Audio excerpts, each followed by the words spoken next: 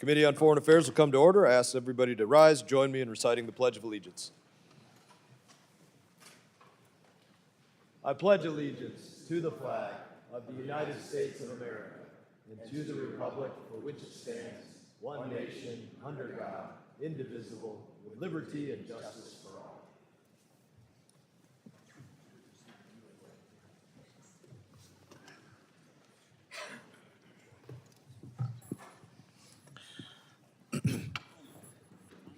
Thank you, everybody, for your attendance. The purpose of this hearing today is to identify structural challenges and functional deficiencies that impede the Department of State's ability to fulfill its mission and to work to find solutions to those issues. And I will now recognize myself for an opening statement. As I said, I called this hearing really to establish a simple fact.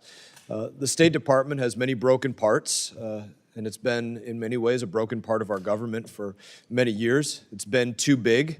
It's had no clear mission or definition for public diplomacy. Has very little command and control over the dollars that it sends across the globe. It's spent your tax dollars in ways that would have been better if the State Department just lit the money on fire in many cases. Right now, more than 80% of the State Department is not authorized by Congress. That includes Bureau of International Security and Nonproliferation with a budget of $57 million and 247 employees. The Bureau of International Organizations with a budget of $90 million and 370 employees. The Bureau of Administration with a budget of $394 million and a staff of 700. Now, despite 80% of it not being authorized, the State Department's bureaus, offices, and programs, they continue to grow each and every year. Last year, the State Department employed more than 80,000 people across the globe. Between the year 2000 and the year 2024, the State Department's budget grew from roughly $9.5 billion to more than $55 billion over the course of that time. Where did that money go? Does our foreign policy feel like it's 5 times more effective as we've spent 5 times more dollars? Instead, we've had a State Department with plenty of duplicative programs, but again, not a clear mission and a clear outline on how to go out there and affect the missions positively on behalf of the American people and all of our interest. The largest operation of the State Department in any of our lifetimes was the withdrawal from Afghanistan, which was an abysmal failure. The State Department failed to plan everything from how many people would be requesting visas to how many people would be needed to process those visas, and 1,000 other things. The State Department is too big, and it's also unaccountable because we've not conducted a comprehensive, standalone reauthorization since 2002. It's also prioritizing the wrong things, in my opinion. That is why we saw American dollars going out the door to foreign companies, foreign countries, foreign NGOs, and foreign adversaries like the Taliban, with less oversight than it takes the average American citizen to get a driver's license at the DMV. Don't take my word for it. Listen to what the State Department's funded with your tax dollars, and many of you heard me give lists of hundreds and hundreds of items. I'll list just a couple. $14 million in cash vouchers for migrants at our southern border, $24,000 for a national spelling bee in Bosnia, $1.5 million to mobilize elderly, lesbian, transgender, non-binary, and intersex people to be involved in the Costa Rica political process. $20,000 for a drag show in Ecuador, $32,000 for an LGBTQ comic book in Peru. I would challenge anybody in here to refute that American tax dollars were not spent in this way. I don't see anybody refuting that. I have hundreds of more examples of these, if not thousands. We have proof that these things happened. We have the documents, we have the photos, we have the receipts. These things are too stupid for us to try and make up, really. But this is not about scoring political points with each of those, otherwise I'd give the full list. These programs were funded with American tax dollars because somewhere, some person down the line at the State Department thought that programs like that were actually public diplomacy. This spending was not life-saving. It didn't make American citizens visiting those countries safer or American businesses operating there more prosperous or a better partner. It didn't bring any of the countries in which the money was spent closer to America. In fact, many of these countries actively opposed what the State Department was actually doing. Yet State Department officials thought this was public diplomacy and exactly what America should be doing. Again, I personally disagree with that definition of public diplomacy, but we should have this debate, and we should figure out what American tax dollars should and should not be used for abroad. And that's what the debate about a State Department reauthorization is all about. That's what this hearing and a reauthorization process will accomplish. We need to restore command and control over the State Department so that you don't have USAID betraying its core mission by funding an $850,000 transgender job fair in Bangladesh or a $15 million in condoms to the Taliban. That did nothing to bolster America's national security.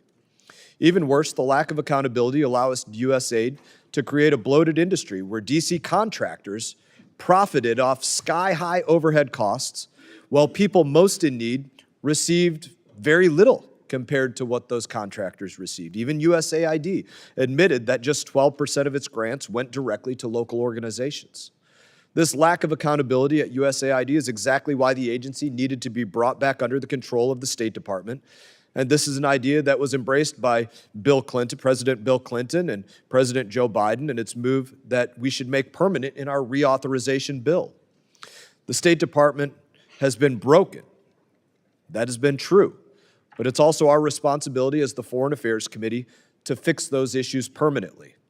Until now, the State Department has never shrunk. It's never downsized its budget or eliminated an office or an envoy. President Trump, Secretary Rubio, and DOJ are already making changes, and they're looking at us to be a partner in that process. And we look forward to seeing Secretary Rubio to speak to us about that later in the month, next month. The only way that we do this as authorizers in the U.S. House of Representatives is by conducting that first full, comprehensive State Department reauthorization again since 2002. I thank you all for your participation in this hearing. I thank our witnesses for their testimonies when they give them. I thank the ranking member and all of your members for their attendance today. And the ranking member Meeks, representative from New York, is now recognized for your opening statement. Thank you, Mr. Mass, Chairman Mass. And I want to say thank you to all of our witnesses for joining us here today. As a member of this committee, it is our duty to reauthorize the State Department regularly, just as Congress does with respect to the Department of Defense. As chairman of the 117th Congress, I made it a priority to pass the first State Department reauthorization in 18 years, doing so in a bipartisan way with then Ranking Member McCall. That's because both Democrats and Republicans believed that it was in the best interest of the American people and the U.S. national security for Congress to ensure our diplomatic and development professionals have all the tools that they need to succeed. And let me just say, I praise all of those professionals that work for the State Department, that work for USAID. They are individuals who are focused and dedicated their lives to the United States of America. They are of the top and most respected individuals. As we salute our military, we need to salute those that work for the State Department and USAID for their mission and the sacrifices that they make every day to their families and others for the benefit of those in the citizens of the United States of America. So, and I believe that both Democrats and Republicans believed it was in the best interest of the American people and national security for Congress to ensure our diplomatic and development professionals have all of the tools that they need to succeed. So while I appreciate that this hearing was called and agree with the need for Congress to regularly authorize the State Department, Mr. Chairman, I'm afraid this committee's actions, this Congress, have run counter to that goal. After all, how can we engage in a serious bipartisan conversation about strengthening the State Department and other agencies when Donald Trump, Elon Musk, and Secretary Rubio have eviscerated the very department and instruments of national security we're supposed to support, while not being called even once for a hearing before this committee? And while I appreciate the witnesses that we have here, and I know that we have proposed Secretary Rubio coming in on the 21st, we've not had any hearing with anyone from the agencies. And we appreciate the words that the chairman comes up with about all of his statistics. But the ones that should be before us should be people from the administration. And we have not had one. So you can't remodel a home after you burn it to the ground. And Congress's legislative role should not be to simply rubber stamp the arsonists at work. This is a profound moment, I believe, a moment of shame for the Republican Party, as its members sit silently while Secretary Rubio allows Elon Musk and his army of teenagers who have no foreign policy or even government experience or expertise to dismantle the very agencies that they have supported in the past. The United States Agency for International Development, the U.S. Agency for Global Media, the Millennium Challenge Corporation, just to name a few, have all been met with a hatchet job for no reason.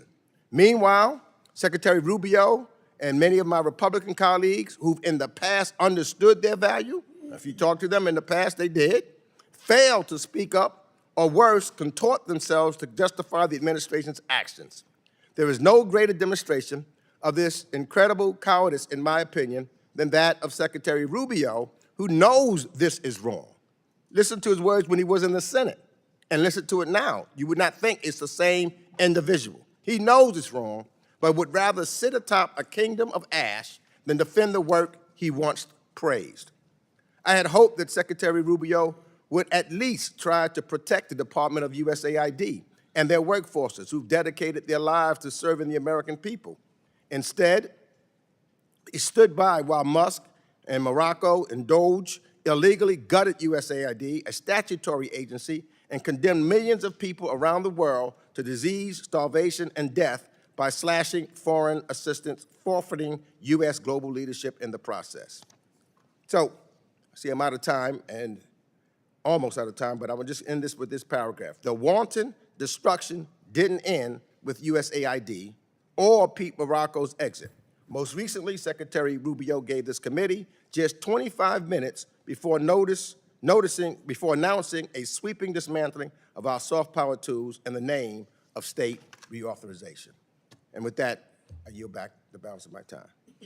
Thank you, Ranking Member Meeks. Other members of the committee are reminding that opening statements may be submitted for the record.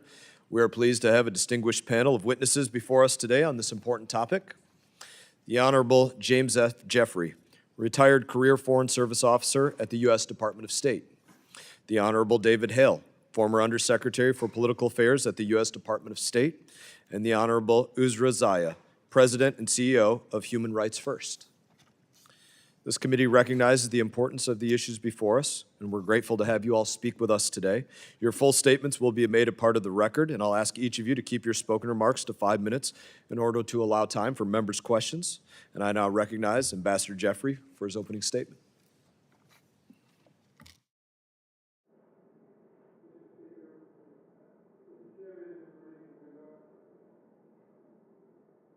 Okay. Mr. Chairman, Mr. Ranking Member, I appreciate deeply the opportunity to address this committee on such an important issue. To save state, we must prioritize national security objectives, consolidate state operations, and empower regional bureaus. I have submitted a statement for the record, which I will summarize now. Sir, could you maybe pull that microphone a little bit closer for everybody? How's that, sir? Much better. Thank you. Okay. But first, let me express my admiration for my former State Department colleagues who, as Representative Meeks noted, serve our country with the same dedication I saw with my soldiers 50 years ago. Unfortunately, their success is hampered by structural problems in the State Department, which has drifted over multiple administrations from its core mission, the relentless, rigorous pursuit of national interests. For example, Congress tasked state to develop strategic plans to be consistent with overall administration policy. Here is the framework chart for state's latest plan from 2022. By then, the Biden and earlier Trump administrations had made clear that great power competition was our most important objective. Yet the State Department plan has lead allies and partners to address shared challenges and competitors, prevent, deter, and resolve conflicts as only one of 19 objectives under 5 goals, listed as the 4th of 5 under the goal of global challenges. Obviously, Secretary Blinken and other secretaries devote almost all of their time to national security, but formal plans have consequences, and this mishmash of objectives dulls states' focus. Another example, the 2024 report by the Commission on the National Defense Strategy noted that, compared to DoD and the intelligence community, the State Department lacks a similar level of planning, joint operations, and shared undertaking of national security, end quote.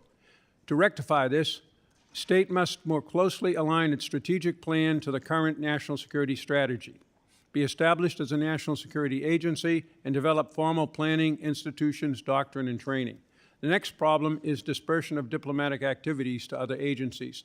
I applaud the return of USAID to its roots in the Department of State before the 1960s. I would add the Foreign Commercial Service and the military equipment programs under the NDAA Section 1209 that DoD now has. In contrast, I would transfer the visa mission to the Department of Homeland Security. States' geographic bureaus are the main operational arms of the Secretary. These bureaus, however, need major modifications to so function.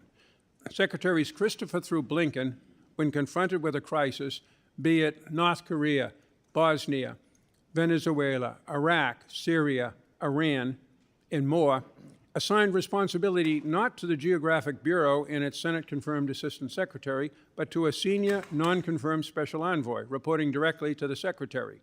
I have been such an envoy 3 times, and I can attest this is a bad situation, but it keeps being repeated because it's the least bad approach, given the restraints with the regional bureaus.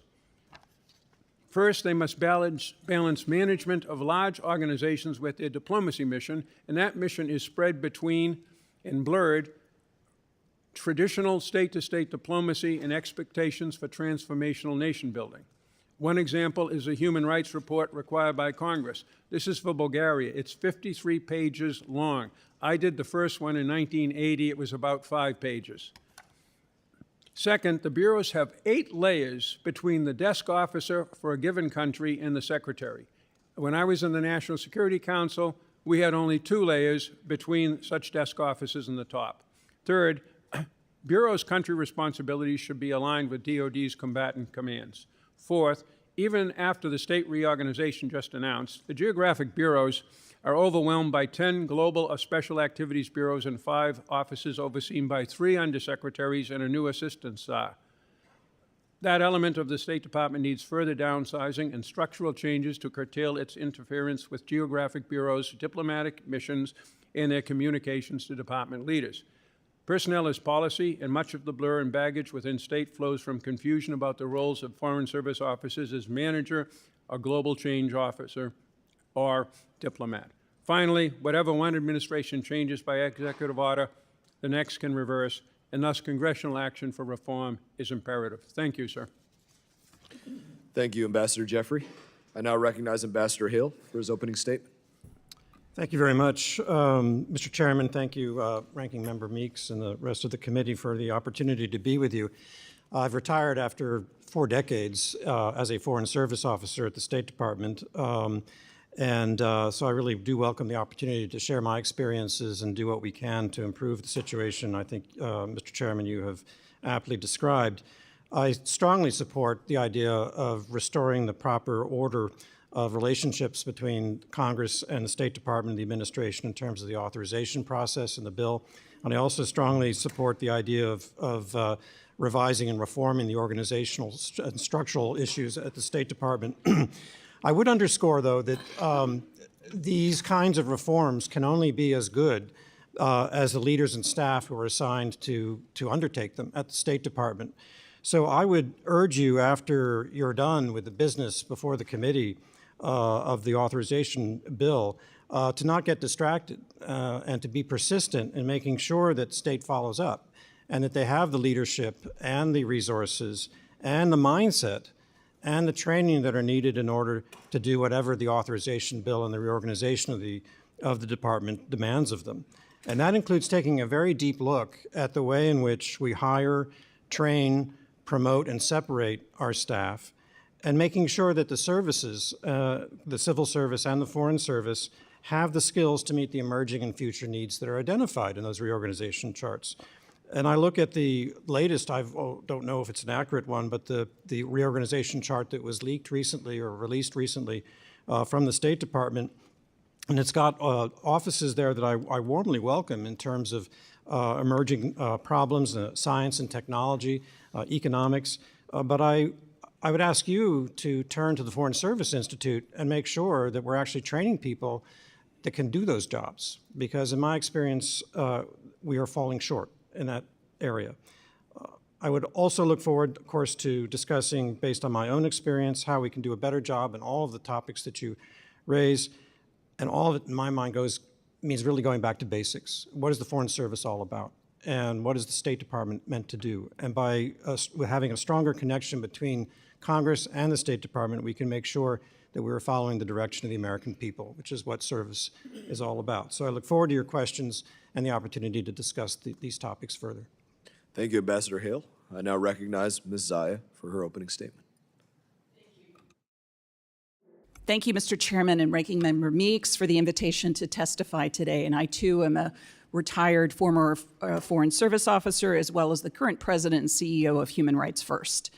Congressional oversight and guidance are vital to the work of the State Department as it navigates complex and overlapping crises around the world.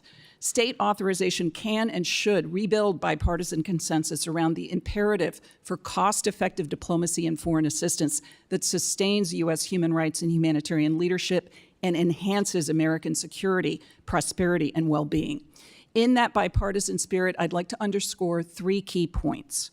First, investing in U.S. human rights and humanitarian leadership makes Americans safer and more secure from autocratic overreach and transnational threats. Russia's full-scale invasion of Ukraine upended global food and energy security and threatened neighbors, including treaty allies. But Putin was thwarted thanks to the courage of the Ukrainian people and transatlantic solidarity, including vital U.S. humanitarian, democracy, and accountability support. Similarly, when the U.S. pushes back on transnational repression and gross violations of human rights like extrajudicial killings, torture, religious persecution, and arbitrary detention, it fosters safety for Americans at home and abroad. When U.S.-supported peace processes include women and civil society, it increases the chances that resulting accords break cycles of conflict, keeping our troops out of harm's way. When the U.S. enforces human rights standards in our foreign security assistance, it creates more reliable partners and upholds U.S. law. Second, U.S. human rights and humanitarian leadership makes our nation more prosperous. That's why state long partnered with the Department of Labor and others to target forced labor, purge it from U.S. supply chains, and raise labor standards abroad. Recent slashing of programs supporting these activities hurts American workers and companies. Corruption is also a major barrier for U.S. companies investing and doing business overseas. This makes all the more concerning the current administration's suspended enforcement of core anti-U.S. corruption law. U.S. humanitarian leadership saves lives and advances U.S. security and prosperity by reducing onward migration to the United States and upholding legal pathways that enrich U.S. society. State Department advocacy for shared responsibility on migration in our hemisphere helped nearly 2 million Venezuelan refugees find protection in Colombia and expanded asylum access in countries like Costa Rica and Mexico.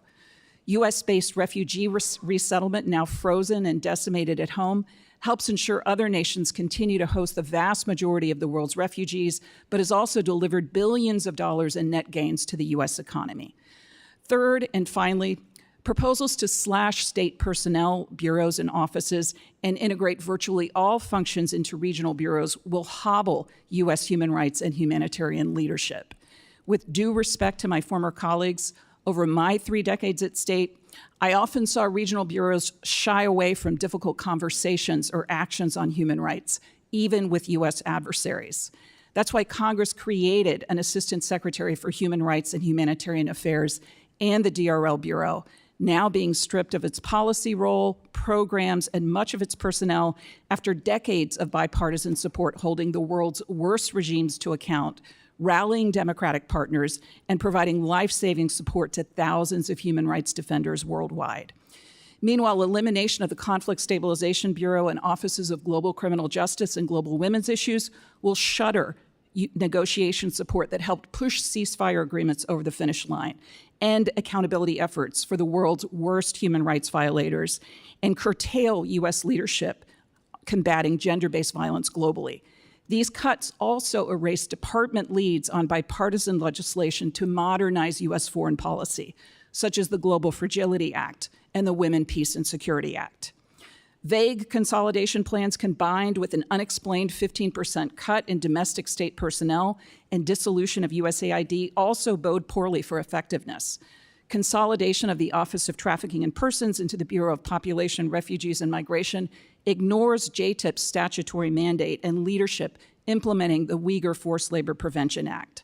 Absorption of complex USAID disaster and other operations into an attenuated PRM bureau is a recipe for failure. Oversight should ensure consolidation is not a cover for collapsing U.S. humanitarian and development leadership as we know it. I would urge you to raise the concerns I've shared today with the current administration before its plan becomes a fait accompli, and I also encourage you to seek the views of subject matter experts and international civil society leaders. They will remember if the United States was on their side. I thank each of you for your opening statements. I'm now going to move to questioning. I'm going to begin with Chairman Emeritus McCall. Thank you, Mr. Chairman. Let me commend you for this noble effort. There's a reason why it hasn't happened since 2002. As Ranking Member Meeks mentioned, we worked together on state authorizations, but not a full scale. Oftentimes the Senate is the problem, even if we can get it through the House. But I do think it's important because, you know, when the diplomats fail, we go to war. That's what this committee is all about. This committee has the authority, the obligation to deal with issues of war and peace. I've often thought, why cannot this committee pass an authorization like the National Defense Authorization Bill that the Armed Services Committee passes? Instead, about 25% of the NDAA comes out of this committee. So we use that vehicle to pass our authorizations. But if we fail to authorize, then we do abdicate our Article 1 responsibilities. And we also don't have the proper capabilities to do the oversight that's necessary. If we authorize something within state, whoever's in the executive, it makes it more difficult for the executive to act against the Article 1 branch of Congress, no matter whether that's a Democrat or Republican administration. And it is the Congress acting under its constitutional responsibilities. So again, I applaud you for this. I think this is going to be a healthy discussion. I guess my question, and lastly, I have to say, just like the NDAA, it will be impossible for us to pass a state authorization, both House and Senate, if it's not bipartisan. And that's true with most legislation. In my 20 years, is you can have messaging bills, but if you really want to get things done, especially on an authorization like this, I think the NDAA is a good model to examine where House and Senate, bipartisan, work together to get a good piece of legislation done. But Mr. Chairman, we don't have to rely on the NDAA to do all of our authorizations of state. And that's what has happened since 2002, and it is a difficult process. And I want to ask all three of you, in the limited time, what are the long-term risks to our U.S. global leadership if Congress continues to operate without a regular reauthorization of the State Department? I'll start, Congressman. Without your input into a tightly organized Department of State, it will not reach its potential to coordinate, which is its core purpose, military power, economic power, values, and our partners and friends around the world into a coherent effort to advance the safety and the prosperity of the American people, which is the core goal. The military puts great effort into this in a way that, having been in both institutions as a career officer, I don't see to the same degree in the State Department. Anything you folks here can do to help that would be much appreciated. If I could give a good example, Mr. Chairman, is under the first Trump administration, Mike Pompeo set up an office to deal with emergency contingencies in response to what he foresaw happening in Afghanistan. Unfortunately, the Biden administration eliminated that office. So when Afghanistan fell in a disastrous way, that office was not there to respond. And you know why? Because it wasn't authorized by Congress. Any more thoughts? No, I think that's an excellent example. I would, in addition to what you've said and what Jim has said, I would say that one of the problems also is that the State Department tends to go on autopilot when it hasn't gotten the direction that it needs, and that's a natural bureaucratic instinct, but it needs to be fought all the time. And I think the annual authorization process can help make sure that the State Department is actually changing as events change and as requirements change. I think the more fundamental thing in my mind is that the longer the State Department goes without an authorization bill, the more detached it is from the will of the American people. And so we need to make sure that Congress is playing its role to wake us up and hold us accountable. I'm no longer, when I say us, it's no longer me, but I mean the organization I was part of for my entire adult life, and responsive, and that we have an opportunity also to tell our story as to why we want to do things a certain way, and have that debate with the authorizers and appropriators. My time's expired with the excellent point about the will of the American people. Otherwise, it's acting in an autocratic way without the will of the American people. I yield back. Thank you. Now recognize Ranking Member Meeks. Thank you. And I actually don't disagree with almost anything that Mr. McCall has said. In fact, that's a big concern of mine, because what we've seen before us is not reform. It's abandoning decades of bipartisan support for centering human rights and democracy in our foreign policy, without consultation, without engagement, and without any regard for Congress's constitutional role as a co-equal branch of government. To this day, Secretary Rubio refuses to follow the law and consult with Congress, and we have no reason to believe that will change. In the weeks ahead, we fully expect him to endorse the next chapter of Project 2025, which will closing hundreds of critical offices and potentially dozens of overseas posts, gutting the department's workforce, and slashing the budget, all of which will leave America weaker and more isolated. In fact, China and Russia will continue to celebrate, as they've done so almost every day since January 20th. And what Mr. McCall said, I have a long track record working with any administration that wants to strengthen our national security and works in good faith towards that end. But obviously, this is not business as usual. Donald Trump has taken a wrecking ball to our foreign policy, treated our allies as adversaries and our adversaries as allies, threatening to invade some of those allies, and launched a trade war that is hurting our economy and our constituents. So I would love more than anything to have a good faith effort to reauthorize the State Department, and I would welcome discussions to that end. But you know what? The State Department officials came to brief staff earlier this week, but it was after their reorganization had been set into motion.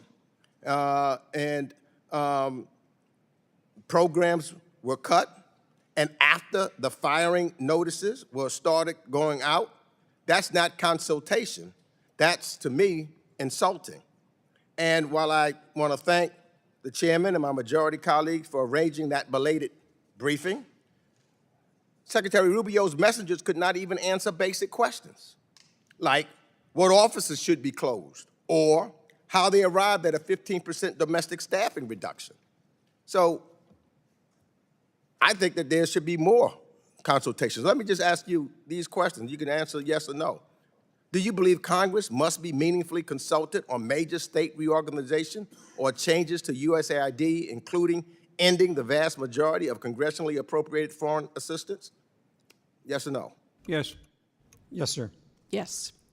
And another yes or no. Do you believe that sweeping changes like this, especially on items mandated in law, should it be done by an executive order, or should you have to come to Congress?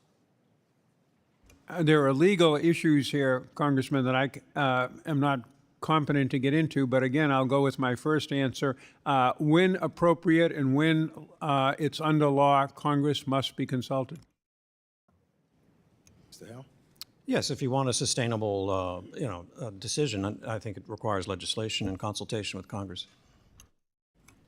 I believe it absolutely requires consultation with Congress and a clear-cut connection between the ends and the means, which I am not seeing in this plan.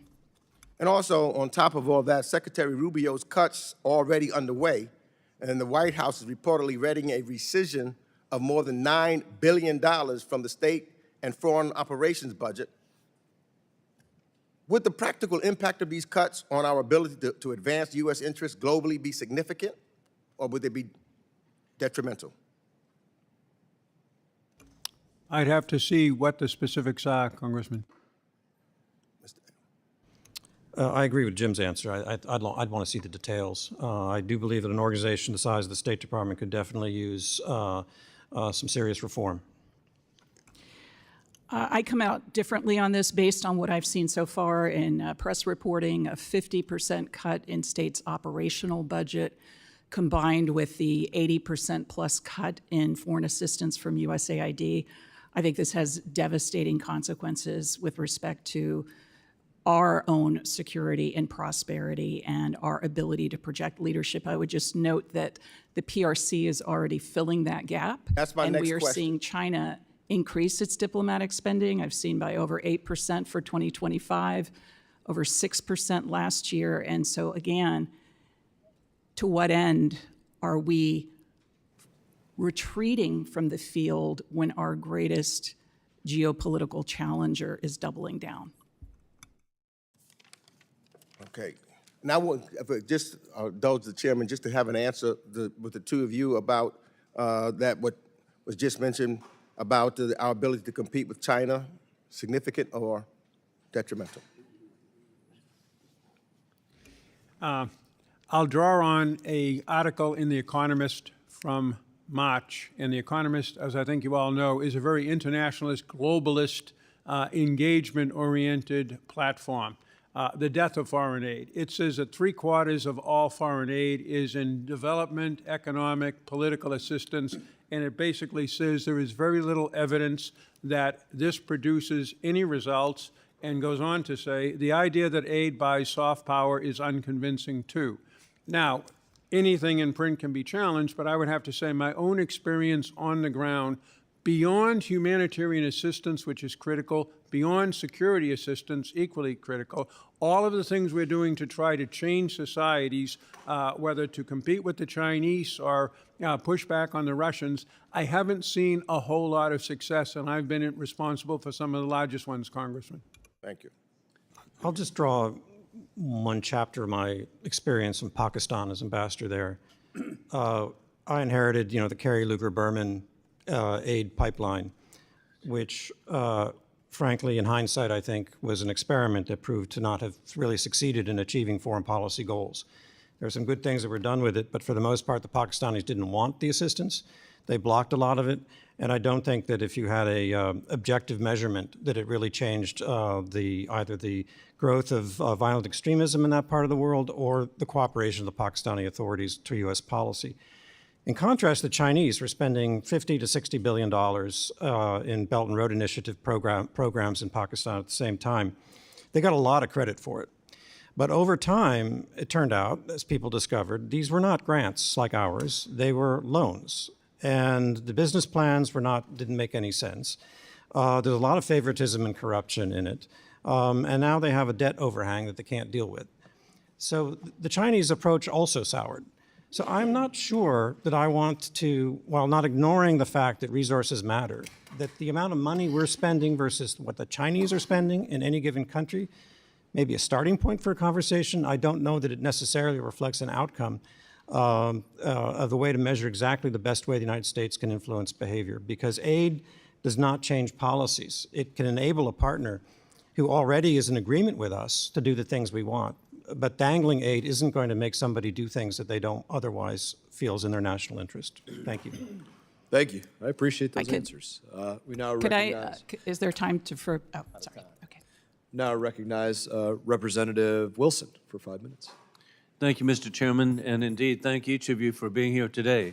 And Ambassador Jeffrey, we are grateful for your successful service as Special Representative for Syria with the first Trump administration, where you led efforts to enforce the Caesar Act to hold terror sponsor and butcher Assad, war criminal Putin, and Iran accountable.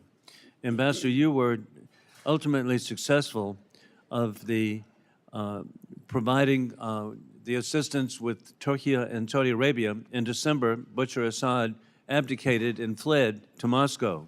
In November, a badge of honor I received is I was condemned by the Assad regime as an enemy of the state, which I recognize I was, and now he's gone.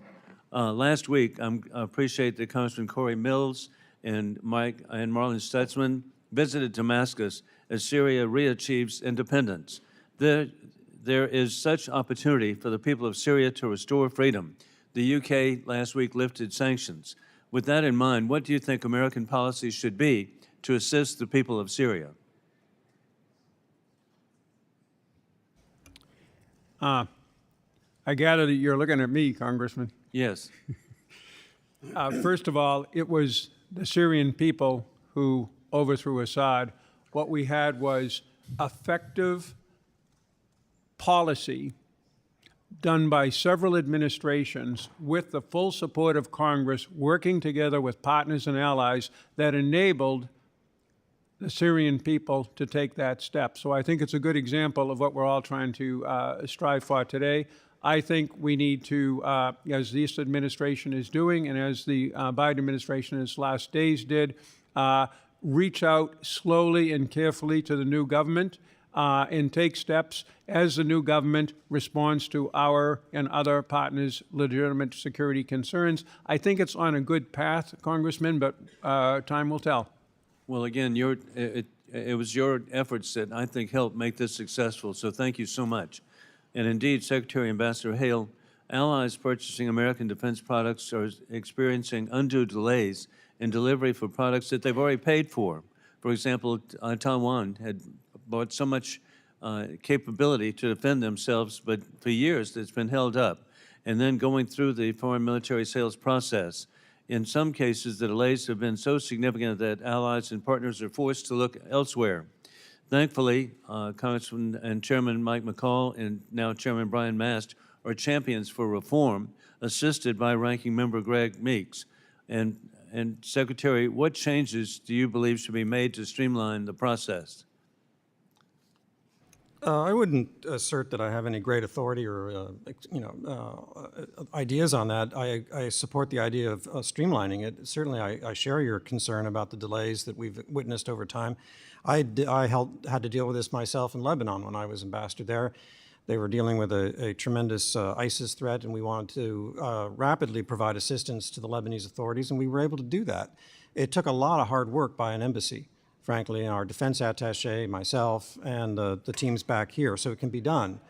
But if you have ways in which you think we were able to streamline this while making sure that, of course, the money is not diverted into areas that are inappropriate or corrupt, by all means, we should do that. Once we know we have a policy, it shouldn't be hard to figure out what we're going to do after that.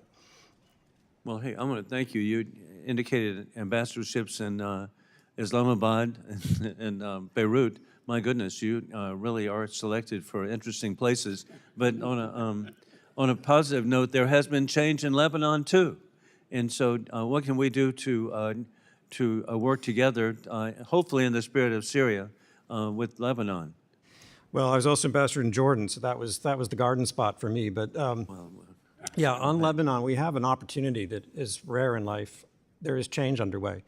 No one would have dreamt a year and a half ago that we would be able to deal with what we're dealing with here. The worst thing we could do is abandon the Lebanese to themselves. They still need help. The central government is very weak. The moderates there, their families and people have been assassinated by Hezbollah over time. It's hard for them. So we need to keep the pressure on Iran. That's our role. Our role is not to tinker with the Lebanese reforms and steps. We should encourage that and help nurture it.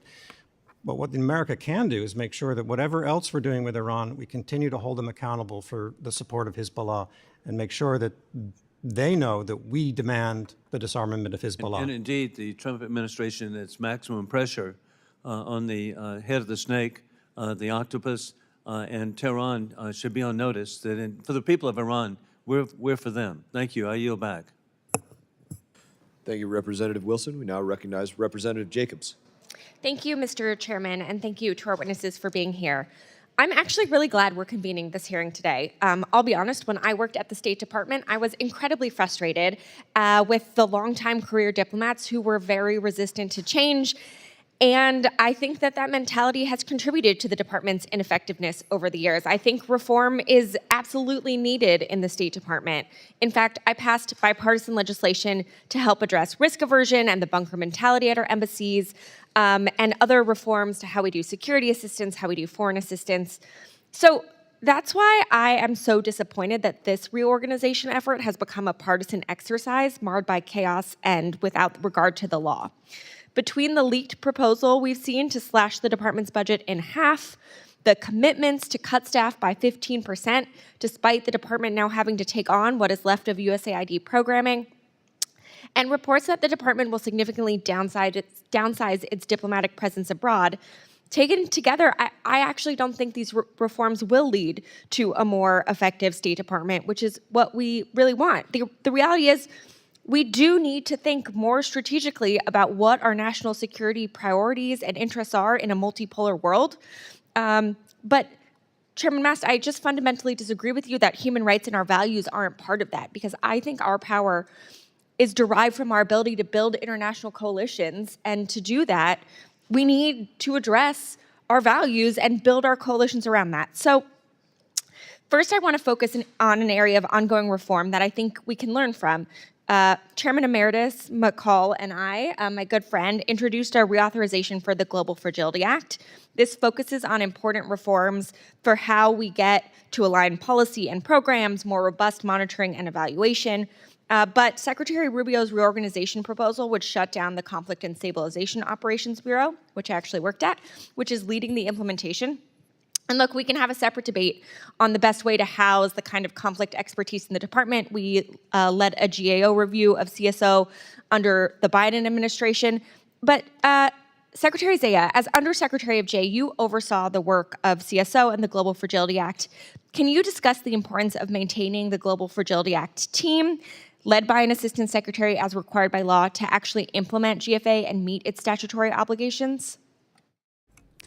Thank you, Representative Jacobs, and thanks to you and Representative McCall for your bipartisan leadership in the Global Fragility Act.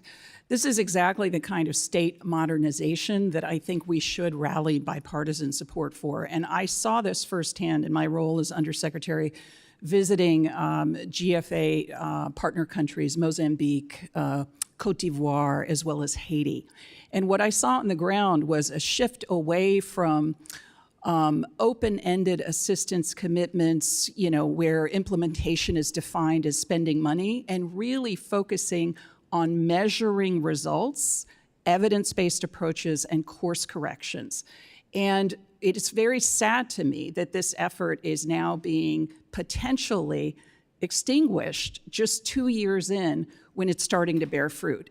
It's about integrating State Department efforts with our colleagues at DOD, with USAID, but also with international partners who have followed our lead, particularly in coastal West Africa, where we have 4 embassies working together in an integrated way I have never seen.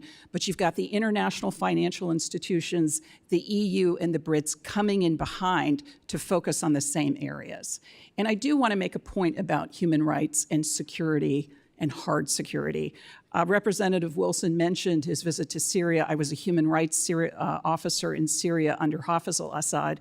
At this point, our support for pluralism, for inclusion of women in Syria's transitional government and process, that is absolutely a guarantor of security. And Syria is a diverse country of many faiths. We cannot allow it to fall into a majoritarian system that oppresses so many of Syria's people after the immense suffering they've had. That's also why accountability is so important, so we can finally achieve accountability for the Assad regime's horrific crimes. Thank you. I really appreciate that. And I think one of the really innovative reforms in the Global Fragility Act is being able to assess the effectiveness of U.S. policy in a single country across all of our activities done by all different agencies. And I know that sounds simple, but actually GFA is the only capability we've ever had to assess whether or not our policy, whole of government in a country, is actually achieving its goals. So I do hope that Secretary Rubio will maintain that function. And Mr. Chairman, I yield back. Thank you, Representative Jacobs.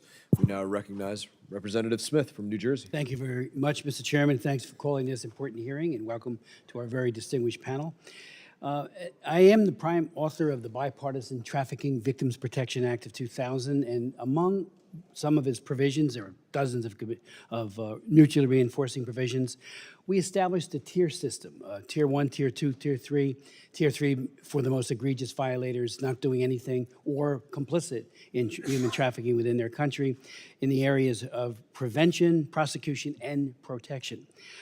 I've been very concerned, and I've held dozens of hearings over the years with both administrations, all administrations, and we keep getting from the TIP office, ambassador at large, and from people in the TIP office how there's almost like a hand-to-hand combat when certain nations are put on tier 3, and many of our bureau chiefs, especially the assistant secretaries for the region, argue and don't do it. There are other equities that we need to be concerned about, and my argument has always been, get it right.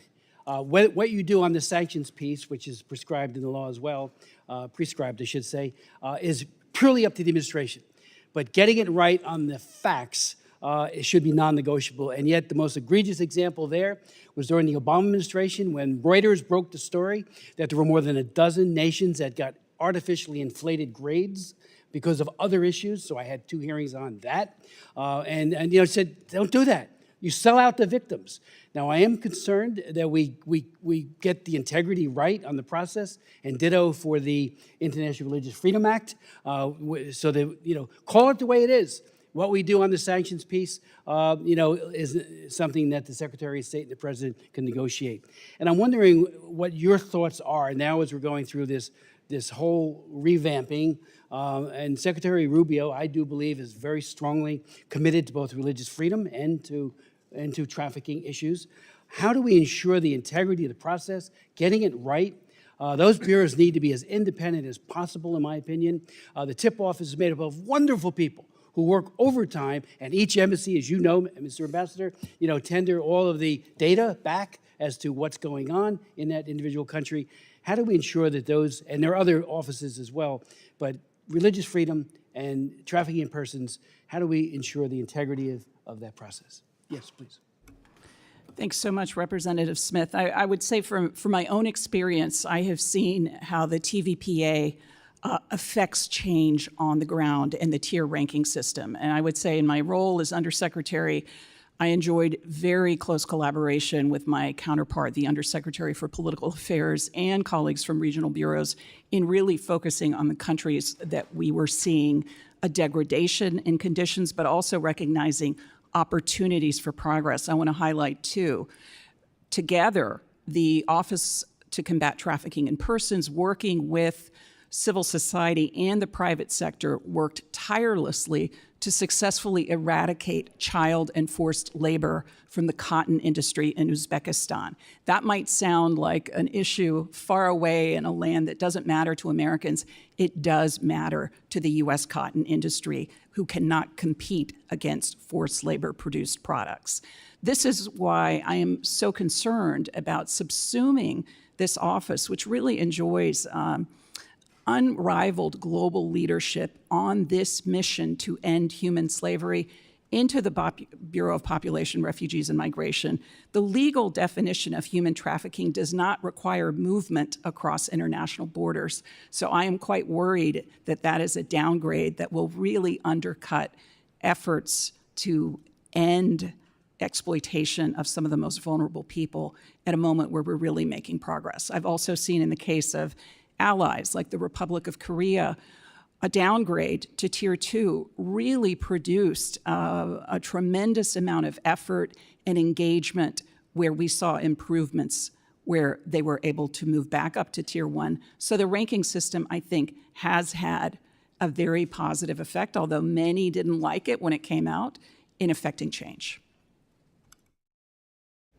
If I may briefly add to this, I was ambassador to Albania, and boy, this was one of my top priorities. I haven't been too kind to soft power in my statement and some of my comments here today, but this is an example that I think for the committee to look at where soft power can work, because first of all, it reflects values that across the board Americans believe in, because this is terrible stuff. Secondly, it is something that is concrete that you can get governments to stop without changing their whole outlook to the universe, their philosophy, their religious background, and everything else. Much of what we do is broad. You've got to look like Denmark, or you've got to look like Washington, D.C. This is very specific. We monitor it closely, and you bet I was always trying to get Albania raised one level higher, and you can bet I was beaten down because we had concrete standards to go by. That's what the Secretary should continue to enforce, because it represents the will of not only the Congress, but the American people. Thank you, Representative Smith. Representative Castro. Thanks, Chairman.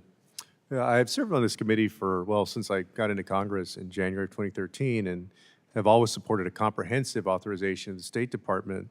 Doing so is a core responsibility of this committee and is our best opportunity to strengthen American leadership and diplomacy. And this committee has, in recent years, been successful in passing and enacting authorizing legislation to do just this. I've had the opportunity to contribute meaningful legislation now enacted to strengthen the State Department, USAID, and the Foreign Service. In drafting this legislation, though, there's always a balance that we strike. The language must be specific enough to set direction for the department, but flexible enough for our diplomats and foreign assistance professionals to implement the laws in an ever-changing international landscape. This has, for decades, been a careful balance built on trust and good faith between each Congress and each administration. Unfortunately, the Trump administration has abused this relationship and dynamic. The Congress has, for decades, authorized specific programs and agencies. USAID, the Inter-American Foundation, the U.S. African Development Foundation, the United States Institute of Peace, the Millennium Challenge Corporation. Bipartisan laws have established each of these agencies and their programs.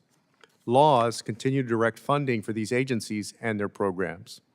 In each of these cases, the administration has directed the agencies to reduce operations to, quote, minimum required by statute, essentially closing the agencies down. They have abused the flexibility afforded by the law to essentially terminate these programs. An authorization to do something without a requirement that it specifically be done is being interpreted as permission to ignore congressional intent and refuse to undertake the activity. In the current environment, if the Congress wants a law to be enacted, it seems the language must be very specific and bind the hands of our diplomats so that they have no flexibility. So I wanted to ask Ambassadors Jeffrey and Hale, how effective do you think our diplomats would be if the laws provide the department little to no flexibility because the Congress cannot trust the President of the United States to faithfully execute the laws of the United States? The Secretary of State and his or her subordinates need a considerable amount of flexibility to carry out the intent of Congress. I don't want to get into what is, in the middle of a very partisan and hot debate. What I would say is it's very important that Congress not just authorize an activity or an agency, but state what the goals are in general terms. We can then operate in terms of what the military calls troops to task to figure out how to do that, what the procedures are, what kind of people we need. But general guidance in some detail is always good to know which direction you're going. And again, the trafficking in people, it was very clear that Congress wanted us to put an end to this. And we've done a pretty good job. Ambassador. Yeah, no, I would agree very much. And I would also, underscore to state the obvious, that the world changes. Foreign policy needs to be nimble and adroit and able to respond to emerging problems that we didn't anticipate.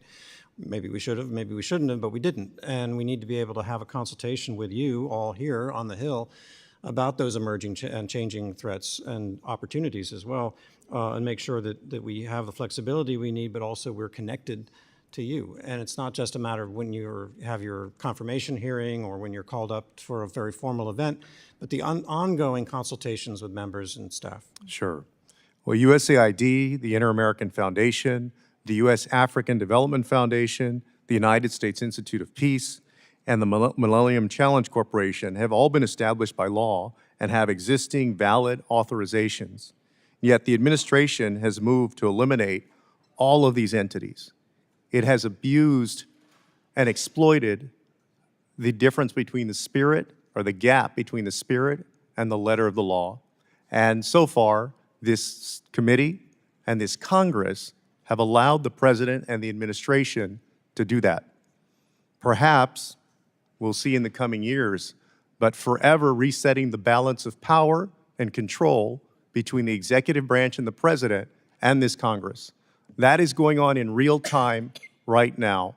This committee and this Congress are surrendering influence and control over our diplomacy to the President of the United States. I yield back. Thank you, Representative Castro. Representative Barr.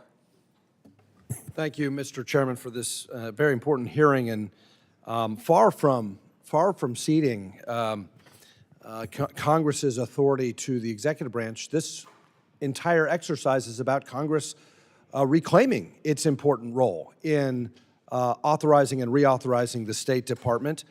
Thank you to our ambassadors for your service. I just returned from a bipartisan Codel from our embassy in Tokyo. I thanked our incredible Foreign Service personnel there in that spectacular embassy there and thanked them for their service. And I think our Foreign Service personnel who are forward deployed in embassies and missions across the globe and who do a great job representing our country and our values overseas, they deserve a reauthorized State Department that reforms in some cases the department, that in some cases economizes the department, rethinks and reimagines and modernizes the department, strengthens and in some cases refocuses the department. I think our Foreign Service personnel and our diplomats deserve that. And that's what this entire opportunity presents. I'd like to take my time to clear the air on some negative press that this administration has received for this much-needed reorganization of the State Department. Critics have argued that cuts and reviews undermine American soft power and damage alliances with our allies, but our own Secretary of State and other senior officials have said that's not true. Secretary of State Rubio recently stated, "We're going to be involved in those things, caring about human rights, but it's going to be run at the embassy and regional level, not out of some office in Washington, D.C." Speaking on the America First trade agenda, Secretary Bessent said, "America First does not mean America alone. To the contrary, it's a call for deeper collaboration and mutual respect among trade partners." Tammy Bruce, spokesperson for the State Department on reorganizing U.S. aid, said that don't mistake a change for indicating that something is gone. It was never about us abandoning our commitment to funding of any kind, but it's going to look different, and now it will. It will actually be going to be within a functional framework. Secretary Rubio said about diplomacy in the Middle East, this is not a president that's looking to start wars. He's a president that's looking to stop the Houthis and prevent them. That's why we've been focused on Ukraine, and that's why we're having talks with Iranians. We're committed to achieving a peaceful outcome that's acceptable to everyone. We want to achieve a peaceful resolution and not resort to anything else. Ambassador Jeffrey, do you see the need for consolidation and more streamlined processes at the State Department and more focus? And how could it be actually beneficial to advancing American foreign policy? Yes, I do. I think, first of all, it's important that whatever this or any administration does, it reflects a general thrust of policy that we can be sure the next administration, regardless of Republican or Democratic, will follow. When we deal with countries and they say yes to something we're asking, they're making an investment, just like people do in the stock market, and they're investing in an assumption that there'll be returns on this. It's somewhat transactional, and thus predictability and consistency are important. So anything that streamlines the organization and makes it more efficient will help. Again, the devil is in the details on what you throw overboard, but there's a lot of stuff that needs to continue.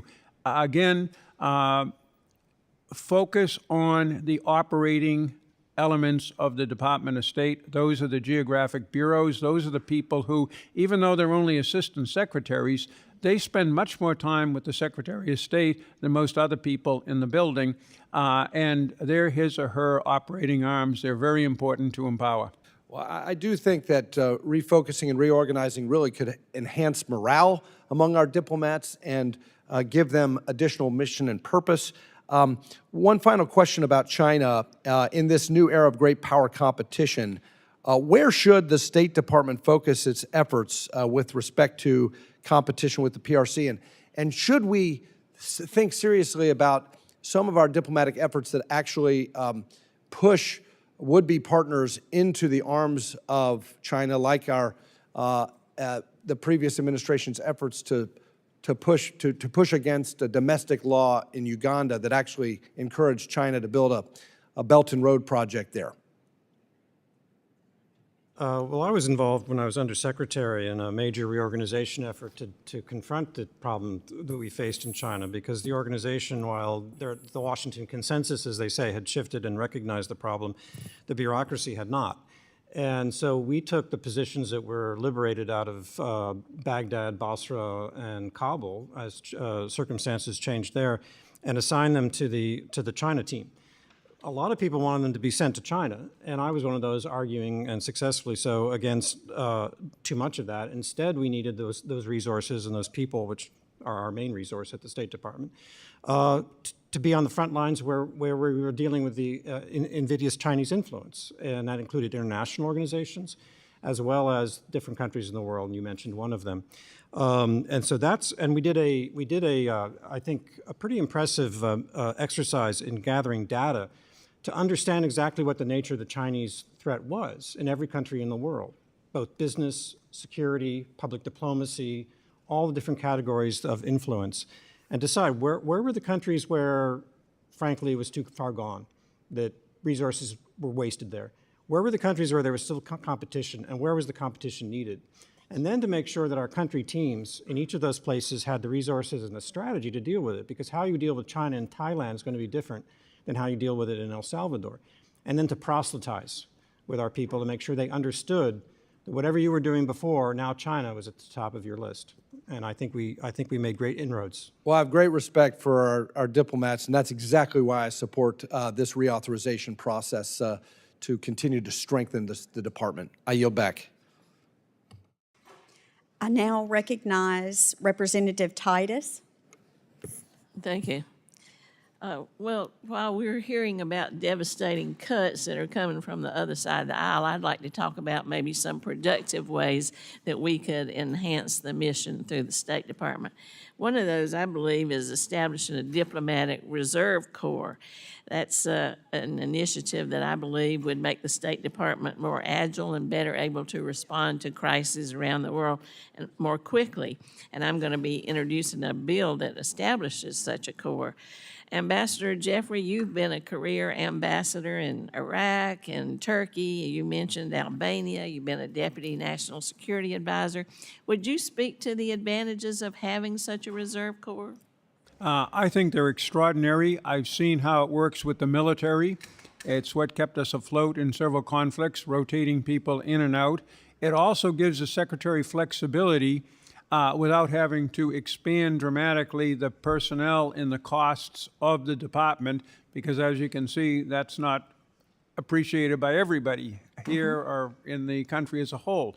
A reserve corps would be much cheaper and in some respects more flexible because these are people who are ready to go on an instant's notice. In many cases, we've tried variants of this on an experimental basis before, and I think it proved its worth, so I would strongly support that because there will be surges. We're going to be involved in the kind of thing we did in Iraq and Afghanistan. Sooner or later, one way or the other, we have been through the history of the Foreign Service and the U.S. government.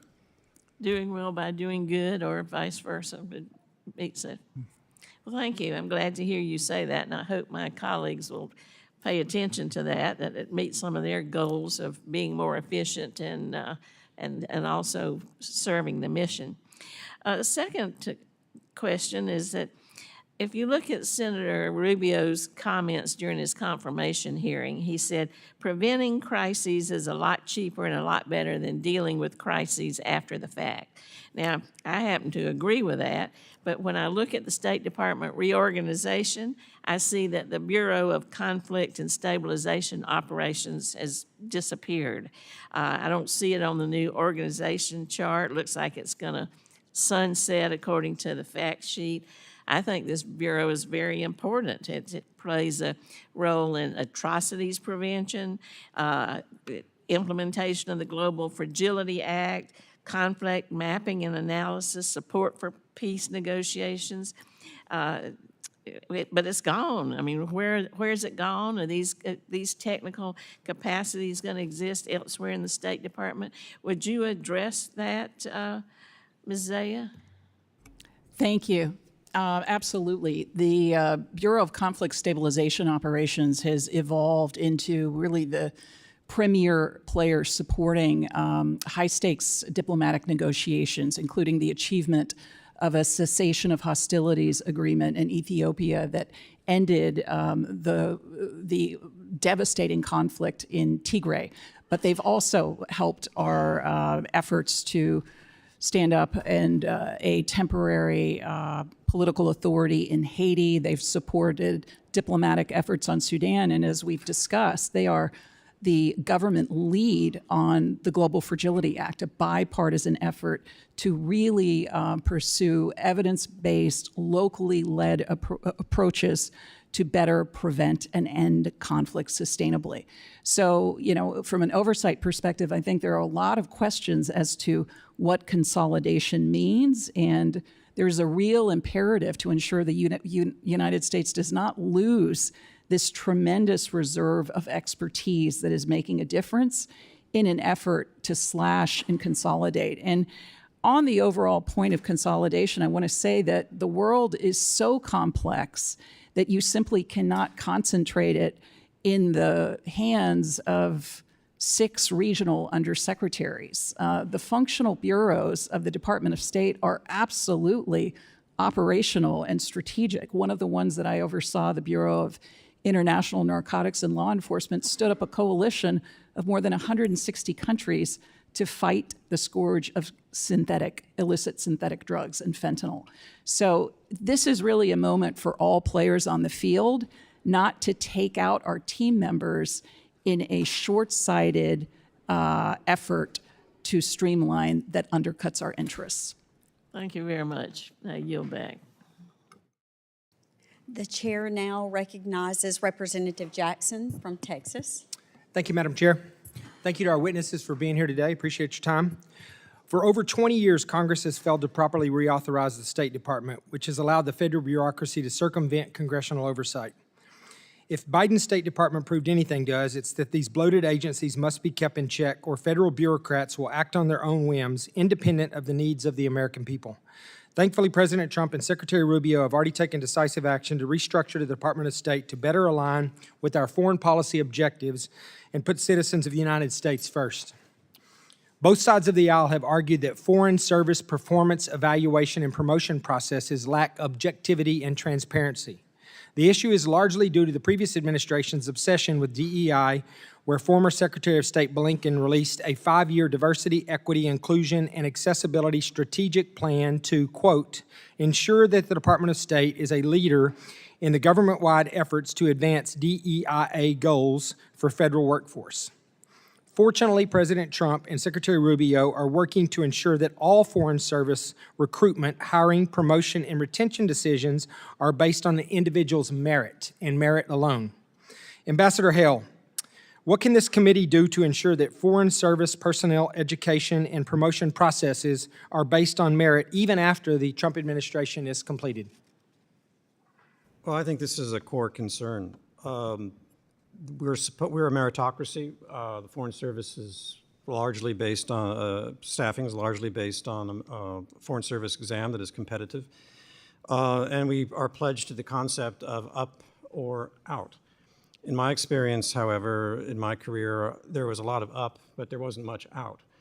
And my data may be undoubtedly is old, but when I was in office, the data generally was about 0.5 to 1.5% of the Foreign Service each year was separated for basically for non-performance. I suspect that there were probably more people than that who were not meeting the standards that objectively would be required. But part of the problem was that the promotion process produces a list where the bottom third or the lower performing staff. But then the next number you come into is how many positions do we have to fill? So the cut goes deeper than the cutoff mark for people who are really not performing by any objective standards. So we retain people who frankly really aren't capable, which is where streamlining can become very important.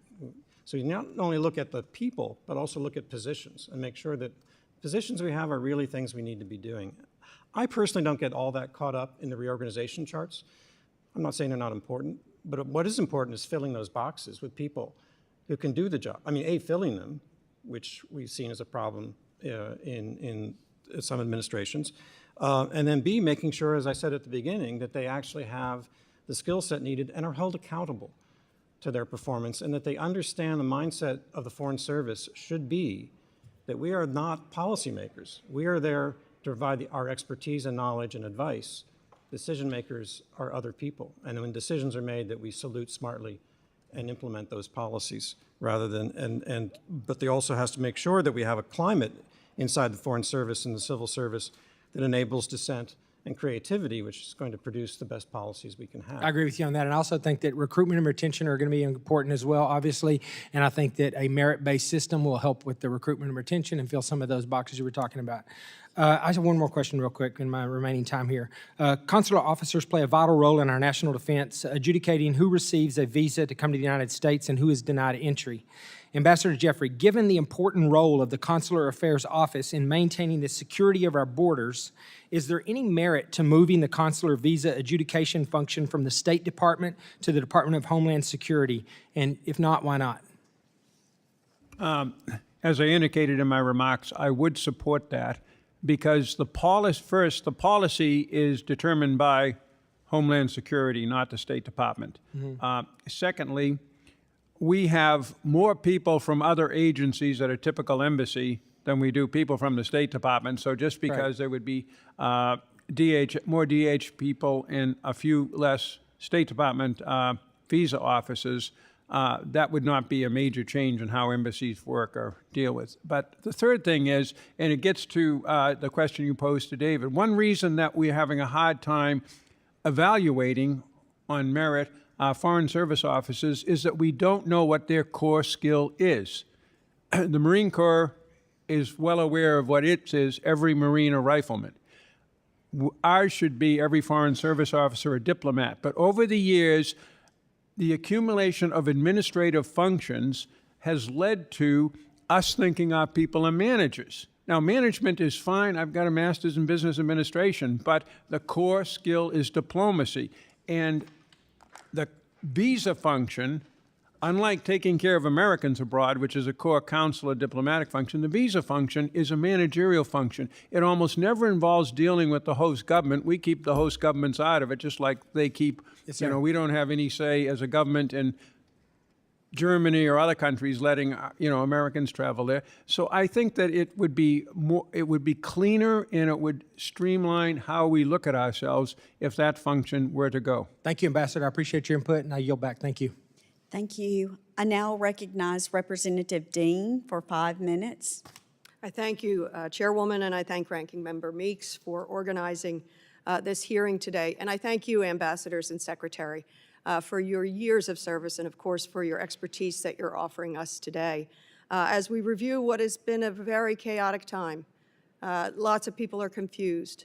And I have to admit, whether I'm speaking to folks from USAID here in the United States or abroad, or I'm speaking to folks from State Department here or abroad, having just come back from Denmark, Ukraine, Jordan, Israel with Ranking Member Meeks, folks are confused. And I want to lift up the people who have worked for USAID, many of them dismissed with zero notice, not even able to take their own belongings, their own personal photos of their work, dismissed with such utter disregard. And now what is going on with the Department of State. I want to lift up the people who have worked in the Department of State. I am utterly impressed to a person with their dedication to diplomacy, to service to this country, and the same for USAID. So, unfortunately, since his return to office in January, President Trump has chosen to attempt to overpower foreign partners rather than engage in strategic diplomacy. His administration claims their policies will bring safety, security, and prosperity, many of the points that you brought up, Madam Secretary, to America. But all that I've seen thus far is a reeling economy, weakened relationships with our allies, and emboldened adversaries. The cornerstone of U.S. foreign policy and approach to foreign aid has always been the 3D approach: defense, diplomacy, development. Unfortunately, we have seen a Secretary of Defense, for example, who repeatedly compromises national security to no account. Shuttering of USAID under this administration, an agency that saves millions of lives and builds goodwill for America, builds our own national security. And now this drastic set of proposals and rapid changes to the State Department, which, as you said, Madam Secretary, will hobble diplomatic strength and create a void that our adversaries are obviously taking a close look at and probably enjoying. Like USAID, as I said, State Department is filled with some of the most knowledgeable in foreign affairs, national security, and humanitarian work. It honors expertise and takes years to cultivate. And yet Secretary Rubio, and it's baffling to me, does not advocate for the very department he's tasked to lead. I don't understand that. Proposing further personnel and budget cuts that will exacerbate and damage, and DOGE has already done great damage. Maybe I'll start with you, Madam Secretary. You pointed out so succinctly the 3 points in your testimony and in your written testimony as well. Do you think that what we're seeing here with the cuts to the State Department has followed a critical analysis of where we could be streamlining, where we do have duplication of efforts, where we have talented people that we need to make sure stay there or grow there? Have we gone through that process, and did I just miss it? Thank you, Representative Dean. I have seen no sign of such a process or even a strategy, and I do so appreciate your words commending the sacrifices and the commitment of former USAID colleagues as well as former state colleagues. I just want to share 2 quick stories about USAID's impact and who they are up against. I was in Kyiv last October, where USAID literally is keeping the lights and the heat on.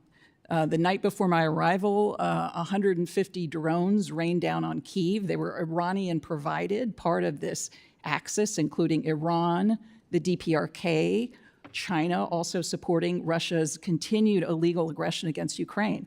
They tried unsuccessfully to destroy Ukraine's electric infrastructure, and it was USAID experts working in partnership with the Ukrainian government who were able to literally keep the population from freezing to death. That's one sign of their impact. A second is on I mentioned fentanyl and counter-narcotics efforts that are, fentanyl is the leading cause of death for Americans between the ages of 18 and 49. People may not realize that USAID, working in partnership with the State Department, is literally clawing back rural territories formerly under the control of Clan del Golfo. And it isn't one siloed approach. It isn't just security. It is security and development.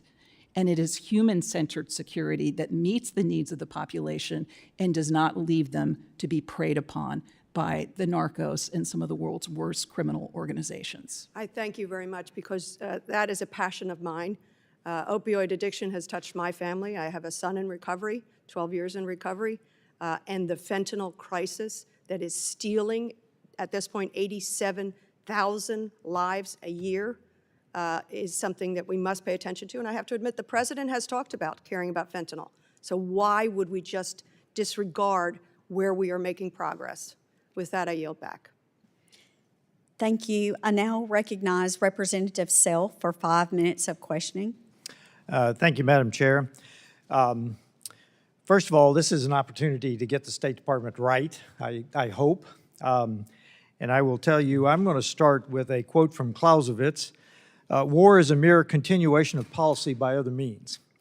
I am convinced that we call it great power competition. I'm not sure that's what it is. I think we're in a hybrid war now. You may remember just a couple of days ago in Spain, Portugal, and southern part of France, there was an outage. Siemens Security now says that it was a cyber attack. It was on the SCADA equipment, and it caused cascading failure across 2 countries and part of another.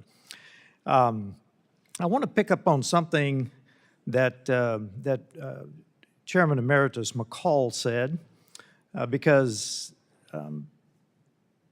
in your written statement, Ambassador Jeffrey, you talked about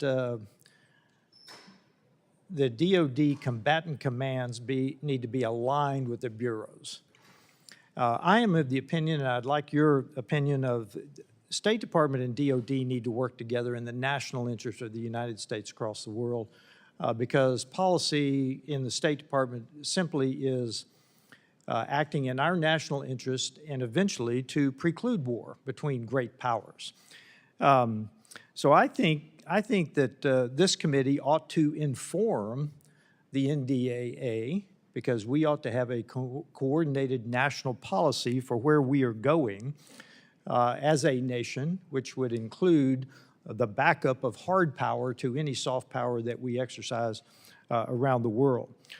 China is certainly on the march, and they're making moves toward Taiwan. I just returned from Europe, and one of the points we were making to our European allies is when they build infrastructure, such as pipelines, they need to be coordinated with the war plans that General Cavoli is putting in place in NATO and turning NATO into a legitimate war-fighting organization.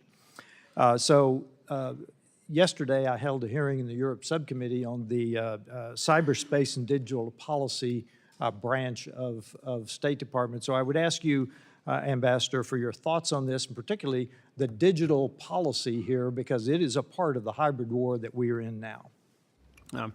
Thank you, Congressman, and thanks for the Clausewitz quote. It's one of my favorites. Our flag officers are responsible for the other means. That's their business. Our job is the continuation, that plug in between policy and what the military is doing in the field, the things they blow up, the things, territory they hold, territory they seize. And I found the military is very willing to listen to diplomats in the State Department. But the procedures, be it on the digital account, be it on emerging technologies, be it on new threats, the channels have to be clear-cut. It's very hard to have 2 battle buddies, and most of our combatant commanders and most of our assistant secretaries are in that situation, and it undercuts the immediate understanding, the sort of mind meld that you get in the field. For example, when I was in Iraq and later in Syria, I had a 3- or 4-star military counterpart, and only one, and those officers only had one. It was me. And it worked very, very well. So I do think that that's important. In terms of the new threats, again, we bring the civilian side, which is often very important on these emerging military technologies, again, cyber, digital, all of that stuff. We can bring that to the table, and we can reinforce what the military is doing. Very good. So for the two ambassadors, where would you put cyberspace and digital policy? You Start mean with you, Ambassador. organizationally in the State Organizationally, Department? where would you put it? I think it's really hard, actually. You can have pros and cons for any of the conceivable ideas that I've seen. There was a movement to put it under P, where I served. I didn't think that was a particularly wise idea, partly because I knew I didn't have the skill set, frankly, as undersecretary to really grapple with the cyber threat. It was beyond my experience zone.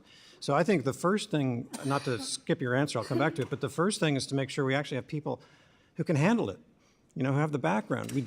We are diplomats, as Jim said, first and foremost, but we also have to have the technical competence to deal with the subject matter at hand. And I don't believe we've been training people to deal with the cyber threat. I would put it in the T family, if forced to make a decision, because again, I think you're more likely to get the kind of people who have the frame of mind to deal with it. It's global in nature, of course, and so that's where I would put it. And I know time is of the essence, but I would just reinforce, in my experience, the coordination between the Foreign Service and embassies and combatant commanders has been superb, and it works far better in the field than DoD-state relationships do back here. Not that they're bad, but overseas, I think because we're all on the front lines of whatever we're dealing with, the cooperation and communication is really outstanding. Very quickly, Ambassador, do you have an idea on CDP organizationally? Yes, I would agree with David. It should be one of the global bureaus or offices, probably T, but the key thing is those are the kind of global things I like because they provide technical expertise. It's a worldwide problem. It spreads beyond any regional bureau, and they provide support to us like the counterterrorism people do. They don't try to do our job for us or take it away from us or compete with us, and that's very important. Thank you. Thank you, Representative Self. Representative Barra. Thank you, Mr. Chairman. This is my 13th year on this committee, and why I've always enjoyed the Foreign Affairs Committee in the past, under the guidance of Elliot Engel and Ed Royce, is we'll have heated debate, but when we're out there abroad, we're representing the United States of America, and I think we're all proud as Democrats and Republicans of who we are as Americans and what we've accomplished. When I'm out there, I do travel a lot, both on this committee as well as on the Intelligence Committee. And I see our brave men and women out there, Foreign Service officers, aid and development folks in conflict zones and refugee camps. And I have the utmost respect for them, as I do for our men and women in military uniform as well, and what they do to both provide the goodwill abroad as the people of the United States, but also to protect our services. So to the three of you, thank you for your service. If I look at the accomplishments of the United States, I'm incredibly proud of what we did post-World War II in creating a world order that created relative peace and prosperity for 75 years, ending the Cold War without actually going to war with the Soviet Union. Many of you were there on the front lines. And that was the military and our diplomatic corps working together. It wasn't Democratic or Republican. We've had, throughout that time, Democratic and Republican administrations. We had a Congress, but we didn't go one way or the other. So I don't think, Mr. Chairman, you'll find a lot of resistance to doing a State Department Authorization Act. But what I would urge is, let's do this in a bipartisan way. We can't make this a Republican authorization bill or a Democratic authorization bill. Look, we're in the minority. I won't say let's meet at the 50-yard line. We'll go to your 40-yard line. But if you take us to the 10-yard line, to your end zone, we're not going to be able to do this. And the challenge there is there's going to be a day when the Democrats are back in the majority. I hope that's in 2026, Chairman Meeks. And if we do this together, then we can actually have something enduring. We're not going to get it all right, but we can get it, mostly right. So we're not constantly every 2-4 years going back and forth. That doesn't serve our interests well. That doesn't serve the world's interests well, because this is a different world. We're in the 21st century now. We've got to do this together. We've got to think about this. I would not go about a reorganization the way President Trump is, but it is what it is. It's creating an opportunity for us to build something better that's more reflective of today's world, to where we have programs that no longer make sense, great. But that doesn't mean we should retreat from the world. We should take the best minds, folks like all three of you who have been on the front lines, use your expertise, tell us how we could do this better, what worked, what doesn't work. But we should do it in this committee as Democrats and Republicans working together, so in 2 years, if we have the gavels, we're not undoing everything and starting from scratch. Let's do something that's lasting, that gets better each time. Let's reaffirm who we are as the Foreign Affairs Committee.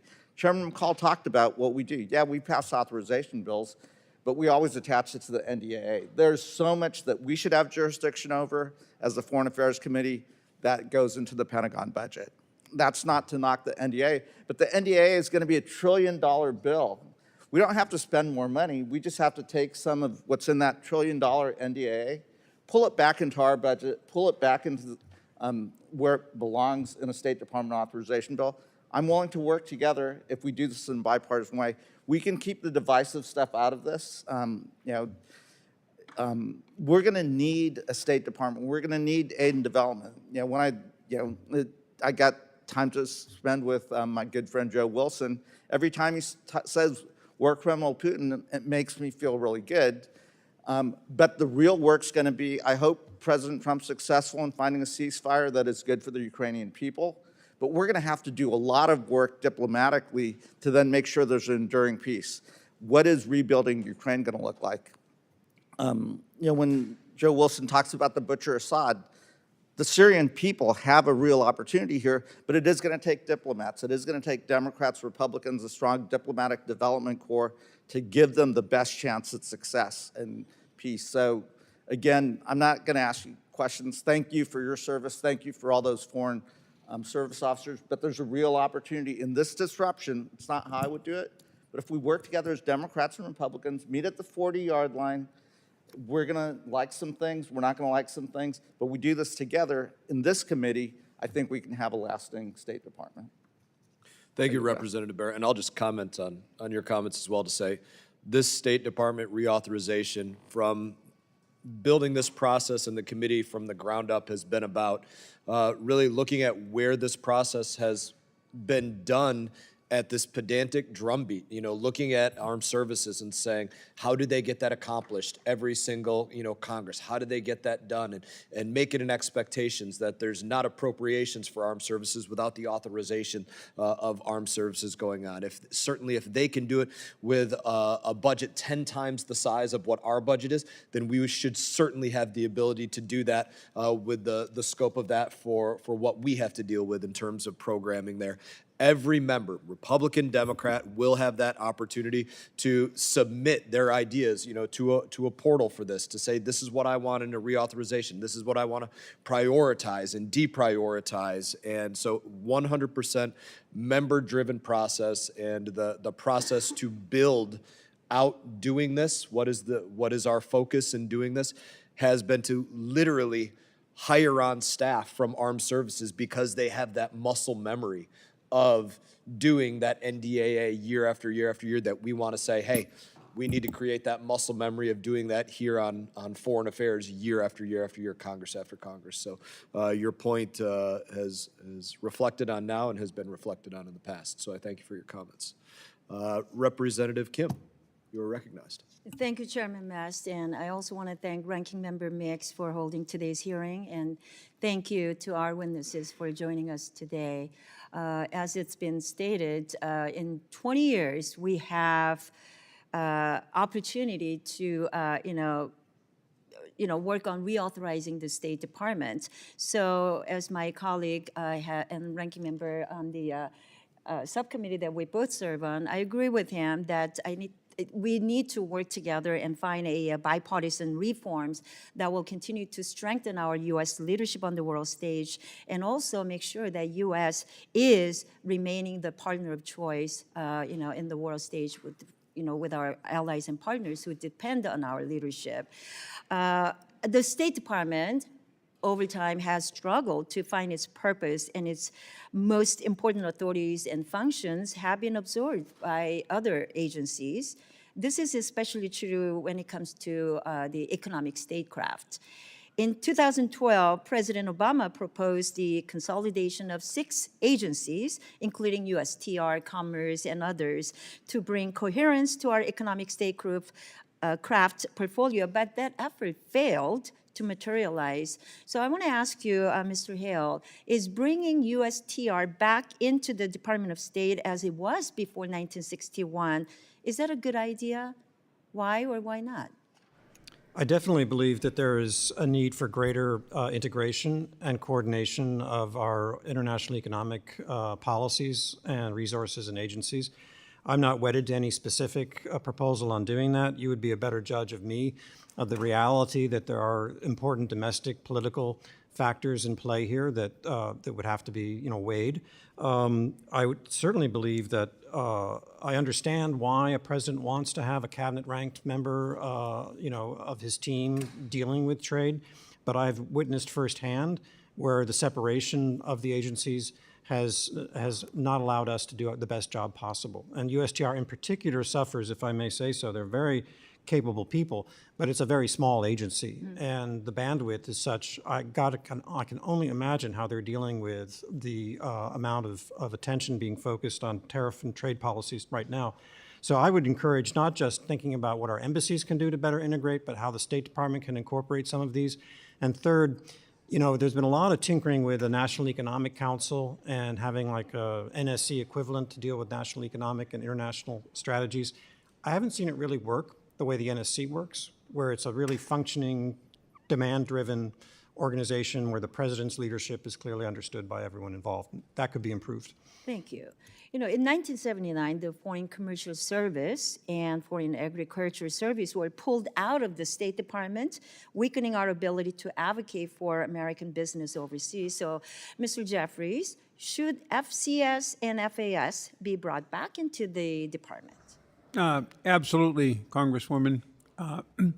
One of the core jobs of any embassy team led by the ambassador is to promote American business, not just big ticket items such as military sales, commercial aircraft, energy projects, although those are always at the top of the agenda, but any kind of American business, American farming initiative in a country not only should, but usually does get the support of the ambassador and his or her team.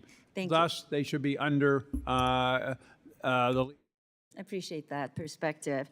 In 1999, I want to talk about the U.S. AGM. U.S. Information Agency was dissolved and its component parts pushed into the department and created Undersecretary for Public Diplomacy. And so international broadcasting elements like Radio Free Asia, Radio Free Europe, Radio Free Liberty, and Voice of America, they were all merged into Broadcasting Board of Governors, and BBG and its successor organization, the U.S. AGM, that we're talking about today, were notoriously dysfunctional and desperately needed reform. That is a widely accepted as fact. So should these organizations be put under the State Department's umbrella or be reconstituted as federal grantees? Mr. Hale, can you answer that? Well, in my mind, they're foreign policy tools, so they're best led by the foreign policy agency, the primary agency, which is the State Department. I would also, though, question, in my background in the Middle East, the big question was the introduction after 9/11 of the Middle East broadcasting enterprise. And I thought it was built on a false premise in that Radio Free Europe, Voice of America was fundamental during the Cold War in filling a vacuum because the Soviet Union wasn't allowing any other news sources to come in. We were able to do that. That's not the problem in the Middle East. There are news sources there. We can get an American official or American voices on any platform we want. It's a question of content. So I wouldn't be spending money on building platforms that try to compete with Al Arabiya or Al Jazeera. I would be thinking about how we can use our talent to make our case on those and other platforms. So talking about content, very briefly, Chairman, if USAGM is not replaced with some new organization, are we ceding the information space to our adversaries because content-wise, we're not winning the information war? Oh, yeah, definitely. And I experienced this as Undersecretary and talking all around the world with our ambassadors about what they needed. And we had plenty of PD resources in the Middle East and South Asia. We didn't in Europe. And China was eating our lunch, so to speak. And so, yes, but content, not necessarily replicating platforms. Mm-hmm. Thank you. Thank you, Representative Kim. Representative Olszewski. Thank you very much, Mr. Chairman. I want to thank you, Chairman Mast, and the Ranking Member Meeks for convening this hearing. Thank you to all of our witnesses. I appreciate my colleagues' flexibility, this committee's flexibility as I bounce between here and a markup today. I also want to just say I really much look forward to engaging with Secretary Rubio. Mr. Chairman, thank you for your help in facilitating that in the weeks ahead. As I've said many times before, this administration has the right, maybe even the obligation, to explore reforms and to ensure policies that align with its foreign policy goals. However, I do question some of the administration's recent actions in advancement of these objectives. I want to thank my friend and colleague, Representative Kim, for leading an amazing bipartisan trip to the East Pacific recently, where I had the opportunity to see firsthand how many of our allies are losing confidence in America's commitment as this administration guts critical foreign aid funding and diplomatic programs. Our partners are confused and they are concerned about why the U.S. is voluntarily ceding influence to the region, to China. Why can't we be stronger? We are being asked often, and we know that we can't be stronger if we're isolated. I will continue to beat the drum with my colleagues on the importance of showing up and standing with our allies. What also concerns me is a lack of clarity from the State Department on how it plans to administer development assistance. We know that humanitarian programs are critical to strengthening stability in developing countries, but as the first Trump administration's own Journey to Self-Reliance framework recognized, lasting stability requires also addressing root causes, including weak governance, infrastructure gaps, and economic exclusion. Discarding the very long-term development tools needed to prevent recurring crises and creating durable markets for U.S. goods is short-sighted, in my opinion. It fails to provide countries with the support they need to transition off of U.S. assistance, a goal I think we all share. That being said, without development programs, partner countries will be unable to take on the kinds of projects that the DFC aims to finance alongside the U.S. private sector. Countries cannot simply transition from receiving humanitarian assistance to absorbing large-scale private sector investments. There must be a middle phase that builds capacity, provides technical assistance, and grows economies. I'll start with you, Undersecretary Zeya. Can you talk a little bit about why development assistance is such an integral part of U.S. foreign assistance, and how can we use state authorization to protect programs that drive long-term sustainable growth around the world?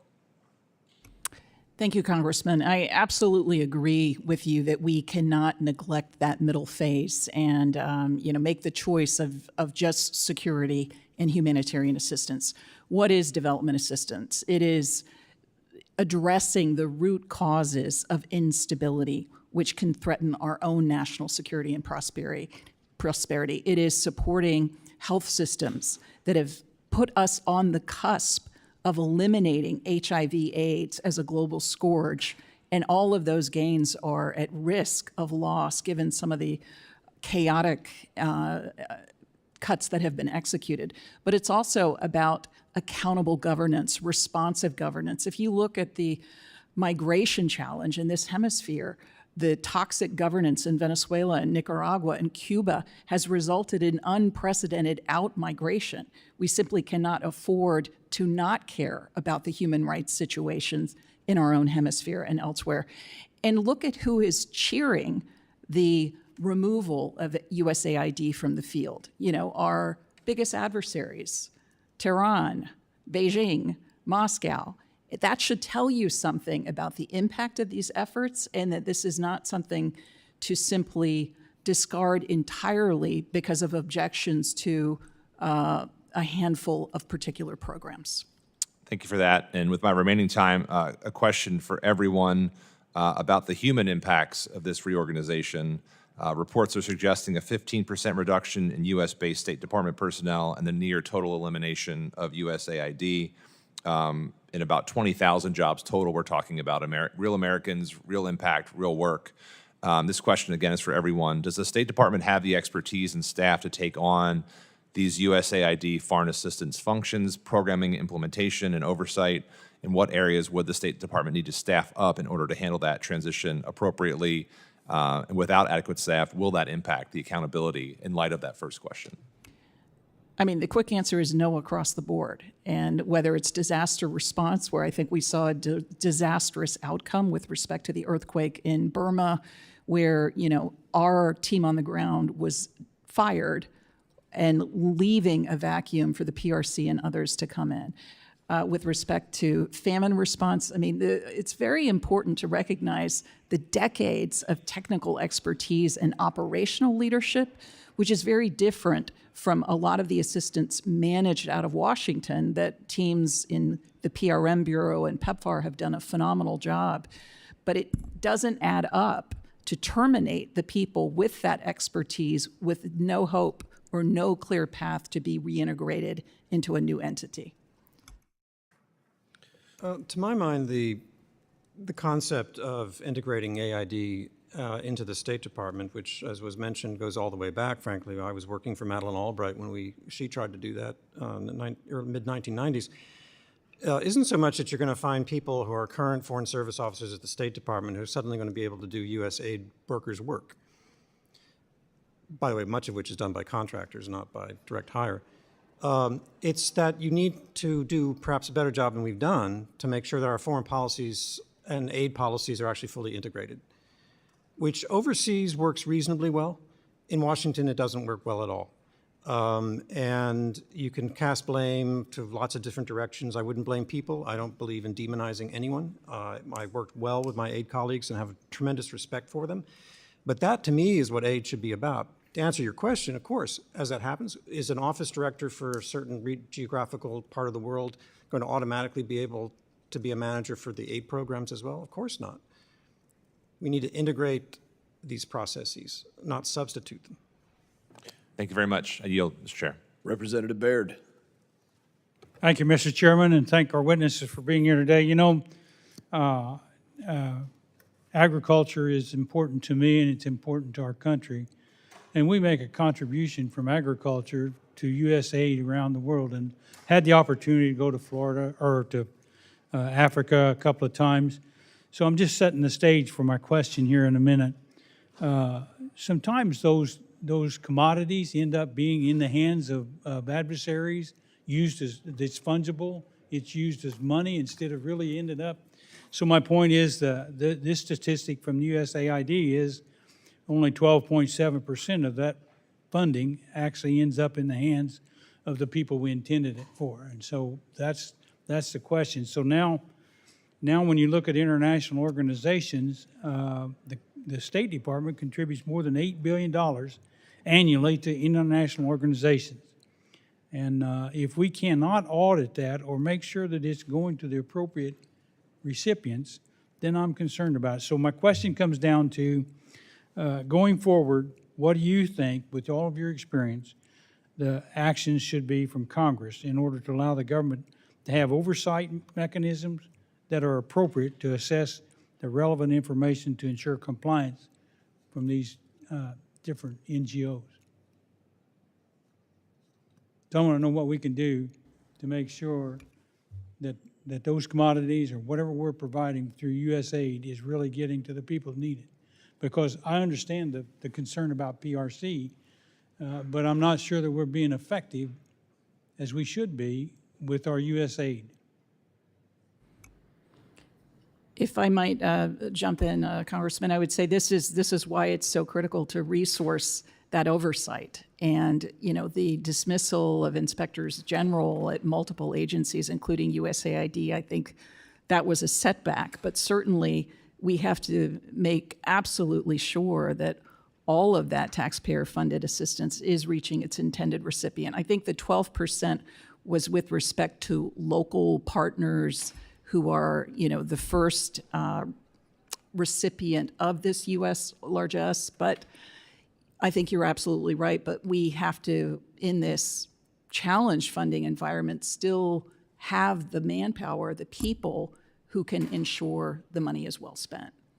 And I think individual agencies have layers of support for that, but the 15% cut across the board in the department, it's going to be a difficult choice, I think, on the domestic side, where those cuts are going to come out.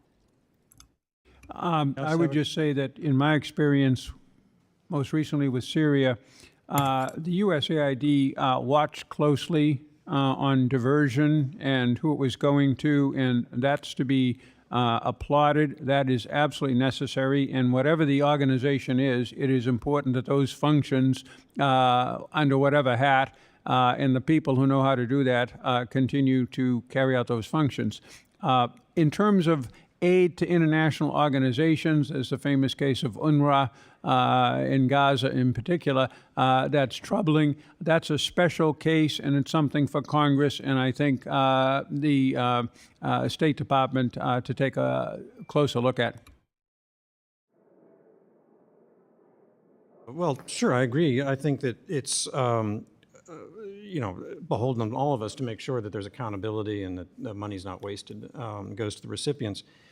I think there's also a deeper question, which is, can we do a better job in measuring actually the impact that we're having? I mean, we have all of these sometimes grandiose objectives about our foreign assistance, which no one's going to disagree with. But is the way we're doing aid actually achieving those goals? And what is the process of measuring that? Who's measuring it? And what in my experience in government is that we end up measuring the things we can measure because that's easier. So you measure how many young women in southern Lebanon have been trained in English, when that is supposed to be a means to an objective of transforming a society to make sure that there's 100%, not 50% of the population is employable, and that they have access to things that make them more moderately inclined and more economically competitive. We don't measure that. We measure how many girls are going through an English program, which I'm all in favor of. The point is, we lose perspective because we lose sight of the objective that we have. And I can remember, I won't name the country because it'll be embarrassing. In one of my countries, I had an aid director come to me and she said, it's 50 years of a U.S. aid program in this country. We want to have a celebration. Next year, we're going to celebrate. And I said, no, we're not. I love the aid program. We're doing good stuff there. The country needs it. But we're not going to celebrate the fact that we have a forever aid program somewhere. And that's because we're not measuring the outcomes or the results in any meaningful way. So in the authorization process, you can help us do that. Wonderful.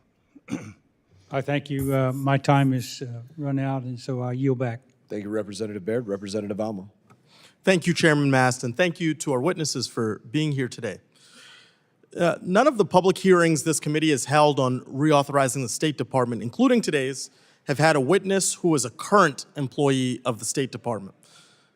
By comparison, at this point, last Congress, we heard from 7 current State Department officials, including the Secretary of State. So I look forward to seeing Secretary Rubio in this hearing room soon. This committee does not appear serious at this point about a thoughtful reauthorization process. If so, we would invite and have present current state leaders to be part of the public record so everybody can participate in the discussion. Instead, my colleagues on the other side of the aisle seem content to once again rubber stamp President Trump and Secretary Rubio's half-baked plan to eliminate programs that save lives. Let's highlight some of these harms. Ms. Zeya, could you provide one-word answers to the following questions? Would eliminating the Office to Monitor and Combat Trafficking in Persons help or hurt our anti-trafficking efforts? Hurt. Would it help or hurt our ability to rescue victims of human trafficking? Hurt. Would it help or hurt our ability to identify and prosecute human traffickers? Hurt. Turning now to the Office of Global Women's Issues, the branch focused on women and girls in peace and security processes. Would Secretary Rubio's elimination plan help or hurt women gaining leadership roles around the world? Hurt.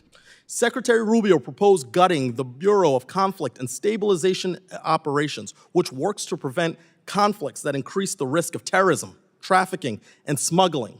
Would eliminating this bureau help or hurt our national security? Hurt. Would it help or hurt our ability to combat terrorist acts? Hurt.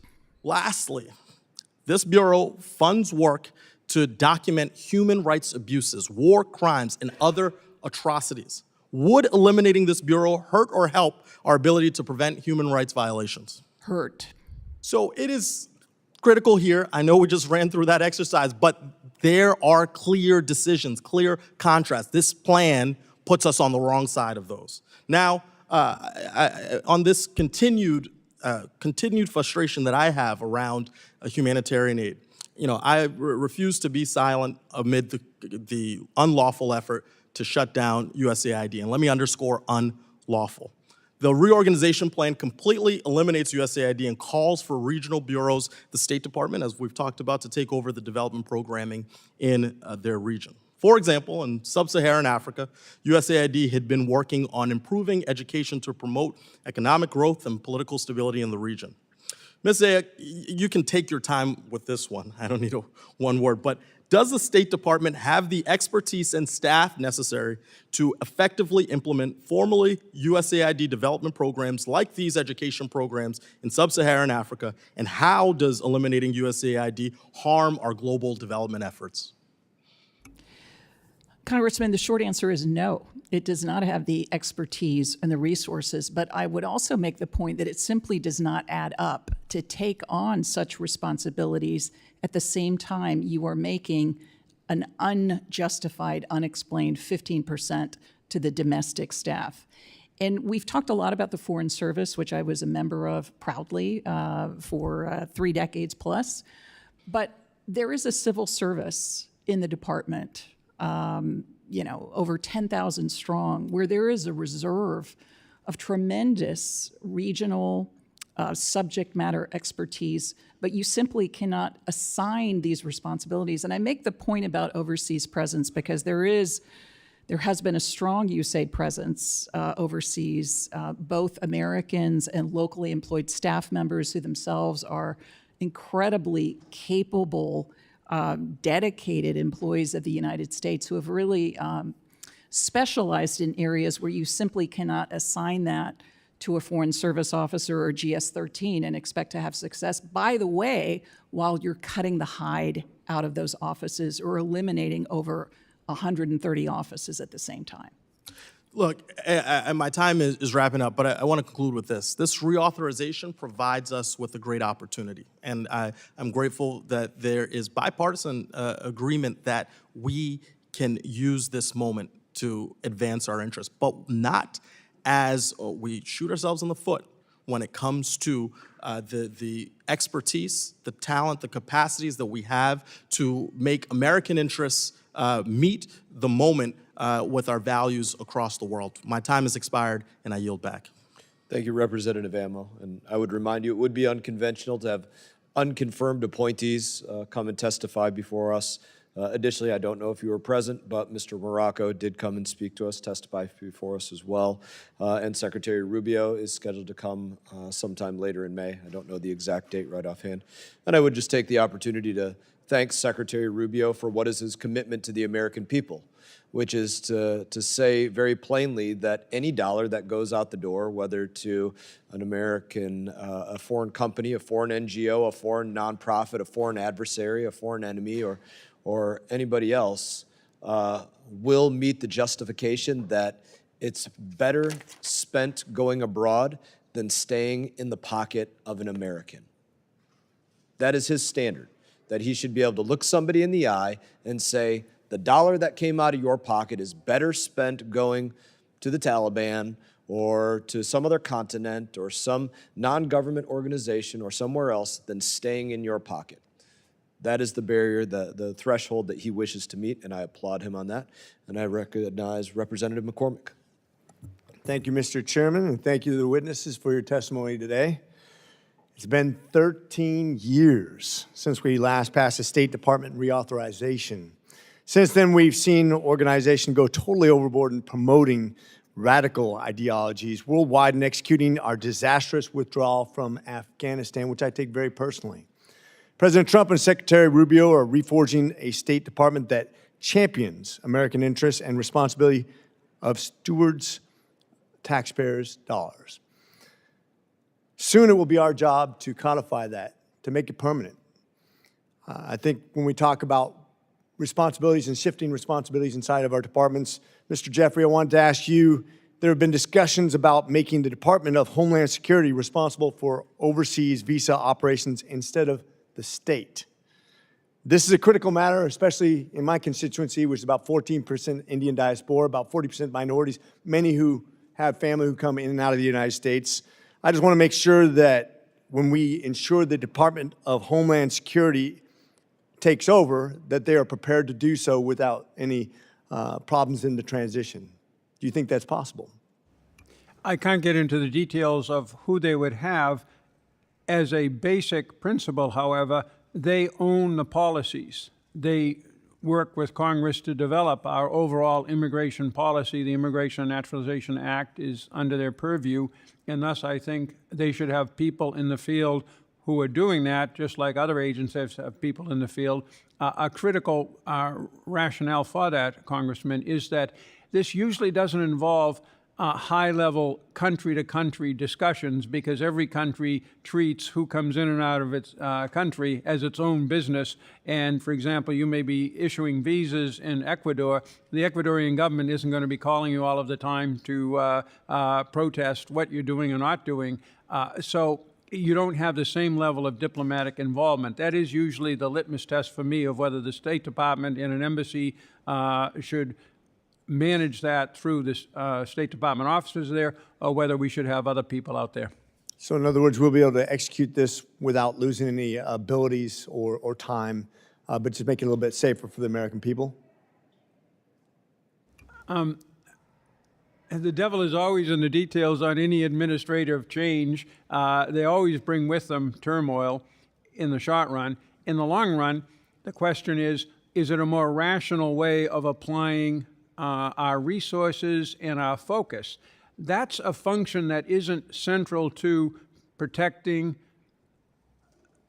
the American people in terms of threats from abroad. Well, actually it is, I'm sorry, but it is a very important mission, but it is one, again, that's technical in nature and that follows very specific laws, again, that DHS, not the State Department, puts out. Okay, great. Mr. Hale, $1 million question for you. Based on your experience, what specific changes can we make to the State Department through this reauthorization bill that would have the biggest positive impact on our national security and diplomacy? I know that's a big question, but if you can hone it down to what is the one big bite we can take out of this that would make us better? Insist that the Foreign Service actually goes back to basics. Whatever organizational chart you look at, is going to reflect certain transitory values, but the Foreign Service has to do its basic core function of diplomacy. And so as you write this authorization bill, I would ask you again, as I said at the beginning, to be persistent and not just, once you've written a bill, you're done. It's also about the continued engagement to make sure the Foreign Service actually has the training and the skills and the leadership needed to fulfill whatever mandates you've given through the authorization process. And I would say the biggest, to get really to your question, to me the biggest gap right now that I see when you look down the horizon that we're not ready for is the growing importance of science and technology in the work of diplomacy. We're never going to be scientists, we're never going to be that person, but we have to have much greater fluency in the substance of science writ large. I'm talking about everything from cyber to pandemics than is the case today. As a member of cyber on HASC, as a member of science, space, technology, and as a member of foreign affairs, I couldn't agree with you more. Thank you for that summary. We didn't even coordinate. With that, I yield, Mr. Thank you, Representative McCormick. Representative Stanton. Thank you very much, Mr. Chairman. Our goal as a committee should be to make sure the State Department is efficient and effective in driving U.S. foreign policy. And I'd hope to have a frank, serious, and informed conversation here today about where we should be doubling down on our strategic investments and where we could do away with bureaucratic bloat. But then last week, Secretary Rubio unilaterally announced a drastic reorganization of the State Department without any input from the United States Congress. It's part of a troubling pattern of this administration sidelining or completely going around the co-equal legislative branch and the people we represent. While there's no question that American foreign policy has made serious mistakes over the decades, in nearly every case, those failures were made worse because administrations hid the truth from Congress, or they rushed decisions before the American people could weigh in. For all the Trump administration's talk about avoiding the foreign policy failures of the past, it's charging full speed into that same pattern. On the anniversary of the fall of Saigon, we should be learning from some of America's most painful foreign policy disasters, not repeating conditions that caused them. This reorganization is just the latest blow to the tools of American soft power, diplomacy, development, humanitarian leadership that have helped counter threats from Russia, Iran, and China for decades, that have boosted the Arizona economy by attracting foreign tourists, industry giants, and the best and brightest foreign students, that have reduced the flow of fentanyl by coordinating law enforcement across countries, that have helped reduce migration by helping people stay in their home countries instead of overwhelming our southern border even beyond what's already happening. No global challenge lends itself to quick or easy solutions, but each of them demand principled, consistent American leadership. Right now, the most dangerous lie we can indulge is that if we disentangle ourselves from the global economy and our humanitarian commitments and withdraw from our strategic alliances, that will somehow return America to greatness. It won't. America's interests are global, Arizona's interests are global, and our security and prosperity depend on the strength of our alliances. Ms. Zeya, why is engagement with Congress important, not just from a constitutional perspective, but from a practical one? Well, I think as one of my panelists mentioned earlier, it keeps the work of the State Department grounded with the will of the American people, but it also, that consultative process, what Secretary Blinken often called, being present at the takeoff, not just the landing with respect to policies, I think it produces better outcomes. And when you look at, U.S. humanitarian and human rights policy and the through line, the continuity, it's built upon one bipartisan initiative after the other, whether it's the U.S. Refugee Act of 1980 or the Global Magnitsky Act of 2016. And we've talked about the Trafficking Victims Protection Act, the International Religious Freedom Act. I seriously doubt that the Department of State, which I served proudly for most of my adult life, would have come up with those initiatives on its own without the leadership and the direction from the U.S. Congress. Follow-up question, do cuts of the kind proposed by Secretary Rubio signal an understanding of what is required to effectively compete with China, Russia, Iran, and other adversaries? I don't see that strategy in what has been presented so far. And, I'll give you a small example. In addition to being an undersecretary, I was the U.S. Special Coordinator for Tibetan issues. Now, this is a role in which we've had decades of bipartisan support. It is supporting preservation of the unique religious, cultural, linguistic traditions of the Tibetan people, but it's also about preventing a certain PRC effort to co-opt the succession of His Holiness the Dalai Lama. Tibet is considered a core issue for the CCP. It is a focus of attention where the repression has taken on the enormity of over 1 million children in government forced re-education, so-called boarding schools. The future of that position is completely unclear on that org chart. We were a small office. We were able to rally greater international support, devote attention to an issue that is coming to the fore with the Dalai Lama turning 90 this year. If we walk away from roles like this, it is literally a free giveaway to the CCP. That's a very powerful answer. I ran out of time, so with that, I'll yield back, Mr. Chairman. Thank you, Representative Moylan.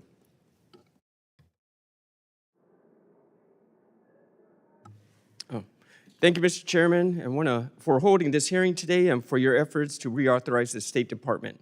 Long overdue task, and despite Secretary Rubio's excellent leadership, the State Department is in desperate need of reauthorization. Between budgetary constraints and overlapping objectives, the department clearly needs Congress to undertake this belated process. Guam is at the forefront of many defense-related conversations, but it's important to recognize our role in other sectors of international relations. I want to commend the Guam Visitors Bureau and the Guam Economic Development Authority for serving as part of America's face in the Pacific. While these local agencies work tirelessly to promote positive international relations, I'm glad these committees seek to reauthorize the State Department because there are many areas of U.S. diplomacy to improve. One of the problems we must address is the reform of foreign assistance programs. This February, the committee explored options to enhance the role of U.S. assistance in USAID. The conclusion was obvious: cut the wasteful funds and keep the strategic, valuable parts. As we contend with China, reauthorizing the Office of Foreign Assistance, Global Partnership, and the Development Finance Corporation is imperative to enhance U.S. soft power. Similarly, the reauthorization will strengthen U.S. foreign policy from an economic perspective. During an East Asian and Pacific Subcommittee roundtable, it became evident that the State Department is undermanned in the economic sphere. Without a doubt, developing relationships with other countries through economic tools can make the U.S. presence in the region more visible and effective. This also fosters mutual beneficial relations while creating opportunities for the U.S. private sector, allowing Americans to feel the positive effects of our diplomatic efforts. Ambassador Hale, considering China's massive Belt and Road Initiative, how do you evaluate the current move by the administration to scale back these programs and the workforce? Based on your experience as a career ambassador, what would be the most effective framework to plan, implement, and access foreign assistance programs under the Secretary of State? Well, we definitely need to make sure that we have the resources and manpower needed in order to deal with the Chinese, our competitive relationship with China across the globe. No question about that. I would say, though, as I said earlier, that we also need to measure the impact not by the amount spent, but by the results that we have achieved, and then fine-tune whatever it is that we're doing. Our methodology is very different than the Chinese methodology, and to try to compete on the same terms that they do, they have a state-directed economy, so they can send whatever resources they want all around the world. No one's going to say no. The United States is a private sector economy, of course, so no one at the State Department can sit and tell Bechtel where to spend their money. We need to help them, enable them, make sure that there's a level playing field, that the Chinese aren't eating everything up. But that's a little bit different. And so I wouldn't necessarily say that dollar for dollar is the way to measure it. And we also have a, Parkinson's law, the bureaucratic principle that work expands the number of people you assign to do it, right? So what is it we want to do is the starting point, not how many people are we going to get to do it. And so I would argue, I'll give you an example out of my career. When I was director for Israeli-Palestinian affairs, we had a certain pretty big office. I went overseas. I came back 5 years later as the next rung up in the bureaucracy, Deputy Assistant Secretary. My enterprising successor had doubled the size of the office of the Israeli-Palestinian affairs in 5 years. The work hadn't changed. Our interests hadn't changed. Our programs hadn't changed. They were all busy people doing busy things. Did we need it? Who is there making the judgment? What are the results? And so I would ask us to always bear that in mind. Thank you. Ambassador Jeffrey, we just have a few seconds here. As I previously mentioned, an East Asia Pacific Subcommittee roundtable determined the economic offices at the Department of State have been undermanned based on your career at both State Department and National Security Council. Do you agree on this conclusion? What economics tools would you like to see fixed and reauthorized? In terms of the economic side of the State Department, I'm not so sure we have too few offices. I think that they need to be better integrated into what other parts of the U.S. government who have interests abroad, from the Department of Agriculture, USTR we talked about earlier, that's something that needs to be worked on more. That can be through training, that can be through assignments in other agencies, which we try to do, but it's very hard in the bureaucracy. Thank you, Ambassador. I'm sorry, we ran out of time. Pardon? We ran out of time. Okay. But I thank you for your comments. Thank you to the panel. Thank you, Mr. Chair. Thank you. Representative Jackson. Thank you, Chairman. Thank each one of you for your participation. To Zeya, I'd have a question regarding our critical health programs such as PEPFAR that has been demonstrably extremely successful, has saved millions of lives. This network has saved millions. It has provided a strong health system that protects Americans domestically and abroad by detecting and responding to health threats before they can spread as a core American value. But in recent months, we've seen concerning decisions that have undercut America's global strength and put people at risk, whether through staffing shortages, funding delays, or unclear directions amid the evolving State Department reorganization. I've gone to several countries most recently, and one of the pains that I have to hear is that there's food in the bins, there is HIV medicines, there's malaria vaccinations. We have employees that are stuck abroad, they cannot return home, American citizens, and they cannot distribute the food. Given this overwhelming success of these programs and their vital role in our global strategy, how do we ensure that the integrity, effectiveness, and bipartisan support are not only preserved but strengthened?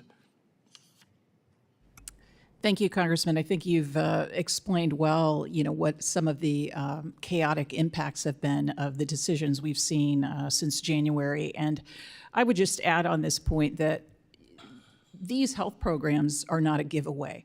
This is all about the well-being and the security of Americans. If we learned anything from 2019, it is that pandemics know no borders, and the impact can be absolutely devastating from an economic and a personal perspective.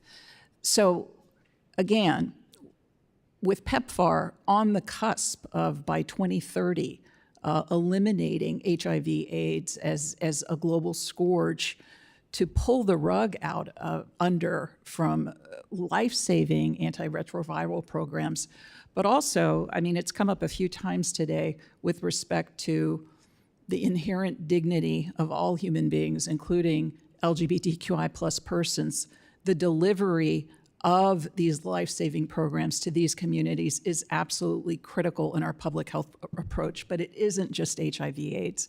It's Mpox, it's malaria, it's Ebola, which I was part of an effort under the Obama administration that helped contain the spread of Ebola in West Africa through a multi-country US-led effort.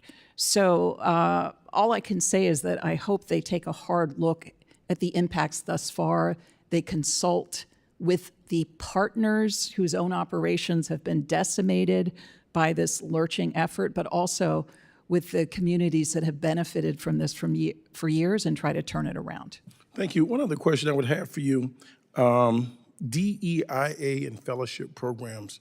I was startled to see a group of students in my office one morning that had their scholarships cut from their foreign service careers, and they were primarily African American and Hispanic students. Very specifically, at one point in my life, I served on a Fulbright program and a scholars program. And so it's just very clear that Black students have been cut out, eliminated from careers that have been introduced into foreign service.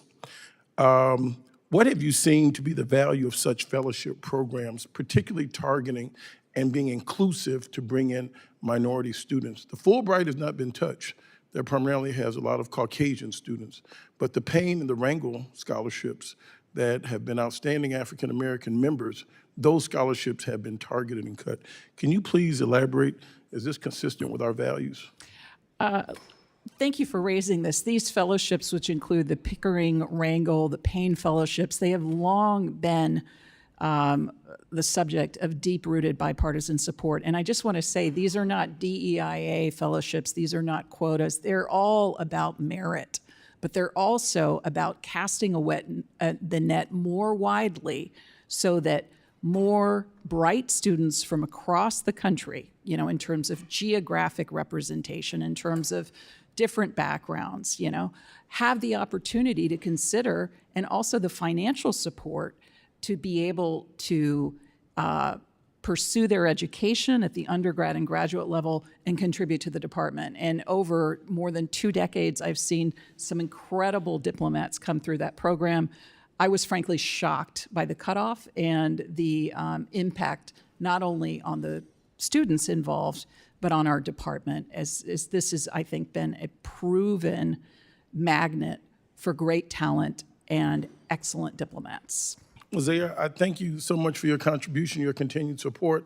And under the Students for Fair Admissions Act law that was adhered to by the United States Supreme Court, diversity, equity, and inclusion is legal in the United States Armed Services. Someone in the administration needs to read the law. If it's good in the war room and if it's good at the United States military academies, it's good in the classrooms, it's good in the workrooms. So we need to make sure we enforce the law. There's nothing wrong about having diversity, e pluribus unum, out of many we're one. There's nothing wrong with having equality, the 14th Amendment. There's nothing wrong with having inclusivity and accessibility so people that have different abilities that may need a wheelchair ramp or other things can have access and have inclusion. I thank you for your years of service and continued success. I yield back, Chairman. Thank you. Thank you. Representative Davidson. Thank you, Chairman, for this important hearing today and frankly for the alignment with the objectives the administration's laid out, which is really basic, that America's resources should reflect America's interests. And when we use the State Department, it's been shocking as a member of Congress to get here and say my suspicions have matched reality, that a lot of times our nation's diplomats are working at odds with the people that sent me here to represent them. And then when Congress has weighed in, they've evaded every kind of accountability. So the mission alignment of agencies and bureaus at state are consistently out of line with what they should be doing. So the correction that Secretary of State Rubio and frankly Chairman Mast are trying to accomplish here are long overdue. We authorize our Defense Department year in and year out via the NDAA. The idea that it's not possible for the State Department to be authorized ever, if not consistently, is absurd. The Constitution only authorizes the government to use the powers delegated to it in law, and unauthorized programs goes against the spirit of our nation and our Constitution. So I look forward to the State Department authorization process because the mission of the department is too important to be left to career, unelected, unaccountable bureaucrats that simply ride out administration after administration and pursue their own agenda. Mr. Hale, in recent weeks, we've seen proposals circulating from the Rubio State Department outlining a total overhaul of the organizational chart that outlines missions and authorizes our Foreign Service Corps.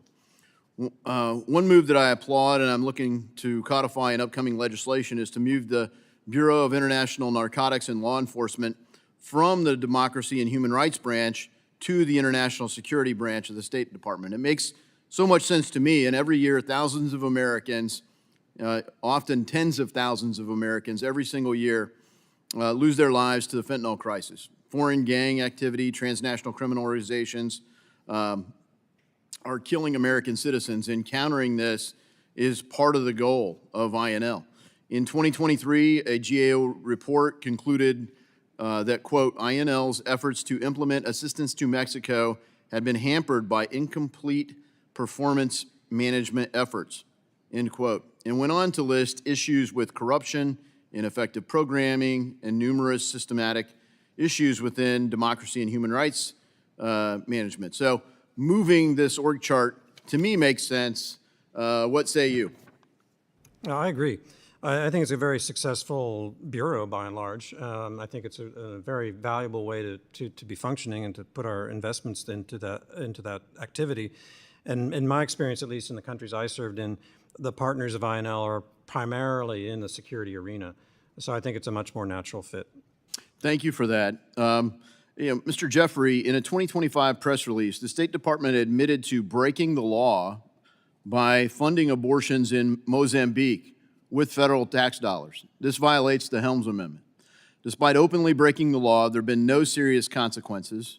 The nonprofit or non-government organization funded by government dollars gave Becky a minimal sum of money, and nobody was ever held to account. at least 21 unborn babies were killed with the complicity of our United States State Department and our tax dollars. They can give back the money, but they can't bring back these lives. We know that it happened, so we must have consequences written into our law. That's why last month I introduced the Aid Accountability Act of 2025. My bill would permanently ban federal funding from organizations that break the law and violate the Helms Amendment. The bill would also disbar federal service workers who participate in this. Mr. Jeffrey, what steps can we take in Congress to ensure that civil servants and non-government organizations comply with the laws we write? Well, civil servants are subject to the discipline of the Secretary of State. And the Secretary of State has both criminal, that is law enforcement, and Inspector General, and administrative personnel tools that he or she can use to pursue anybody who has violated the law. And in my experience, I've seen this repeatedly used, again, for those people who violated the law. So I think that it's a question of letting the Secretary use those authorities that he has. Thank you for that, and I hope Secretary Rubio does just that. Obviously, Secretary Blinken wanted it to happen. That's part of why it happened. So I thank Chairman Mast for this hearing today. We authorize DOD every year. It's time we do it for the State Department and make sure that Americans' resources advance America's interests first and foremost. With that, I yield back. Thank you, Representative Davidson. Just to our witnesses, are you all good? You don't need we still have a number of representatives to ask questions. Are you all good? You don't need a restroom break or anything? Good? Let me know if that changes. Happy to. Say it again, sir. Roll on. All right, very good. Don't hesitate to let me know if I know we've been going on for a while here. So we're going to go to Representative Schneider. Thank you, Mr. Chairman. I want to thank the witnesses for your observations and sharing your insights today. And I also want to thank the many men and women serving our nation as diplomats, development workers, and in other critical duties around the world, oftentimes in harm's way, who have dedicated their careers advancing our national interests, protecting our national security. I want them to know that their service and contributions are both recognized and appreciated. I frequently say in this forum that American foreign policy is like a three-legged stool, resting on defense, diplomacy, and development. As former Secretary of Defense Jim Mattis famously said, the less we are investing in diplomacy and development, the more we will have to spend on bullets for defense. I believe that the fundamental mission that we are talking about for the Department of State in that effort to protect our nation is to promote U.S. interests around the world and to help advance our national security. Do you all agree with that, disagree with that view? Do I nod for agree? I agree, but having worked with Secretary, previously General Mattis in Fallujah and some other places, I would say what's important is the smart use of diplomacy. Hold that thought, I agree. I think that's the key thing. Not the volume or the amount, Yes. but whether it's smart and it plugs into everything else. Thank you, Ambassador. And I'll say, and maybe I'm going out on a limb here, but I would argue there's broad agreement on this committee, both Democrats and Republicans, that the State Department needs smart reform, and that many of the changes we're talking about are long past due. But reform has to support our national interests and protect our national security. Reform done the wrong way or for the wrong reasons, done impulsively or haphazardly or out of spite and personal vendetta, is more likely to put our interests at risk and diminish our national security posture. So my question for the whole panel: does anyone think that what is currently happening at State, including mass firings of career professionals with years of experience and expertise, and ending the vast majority of programs formerly under USAID, is strengthening U.S. global leadership or making the United States safer? Ambassador? I think I'm not ready at this point to judge something that was already begun, but we haven't seen the end point. We don't know where Secretary Rubio will wind up on reductions of people, of money. He's going to come before this committee. I think you'll have an opportunity to press him on that question. But again, there's nothing wrong with cutting things. The Clinton administration eliminated almost half a million. I agree. It's the smart. I'm going to focus on the smart. Right, Ambassador Hale. so I'm going to fall back on my it's got to be smart excuse to And thoughtful and evade the strategic. question. Ambassador Hale. I strongly support reform. and cutting. I think there's a lot that can be pruned back. I agree, obviously. I don't know who would disagree in this context anyway about it being done in an intelligent way and thoughtful way.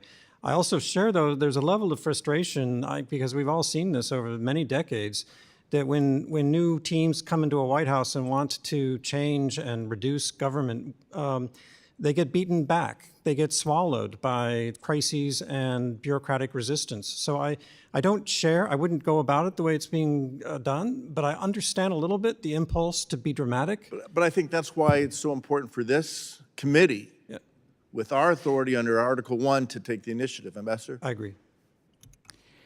I do not see how what's happened so far is advancing our national interest. And I think how and what you cut is critical. Right. So in my last minute, let me ask some rapid fire questions. But would countries like China, Russia, Iran, and North Korea see the elimination or downgrade of the Bureau of Democracy, Human Rights, and Labor as a smart move to the advantage of the United States, or as a move benefiting their own national agendas? And just a yes or no answer. Absolutely the latter. Well, I don't see it being downgraded. Okay.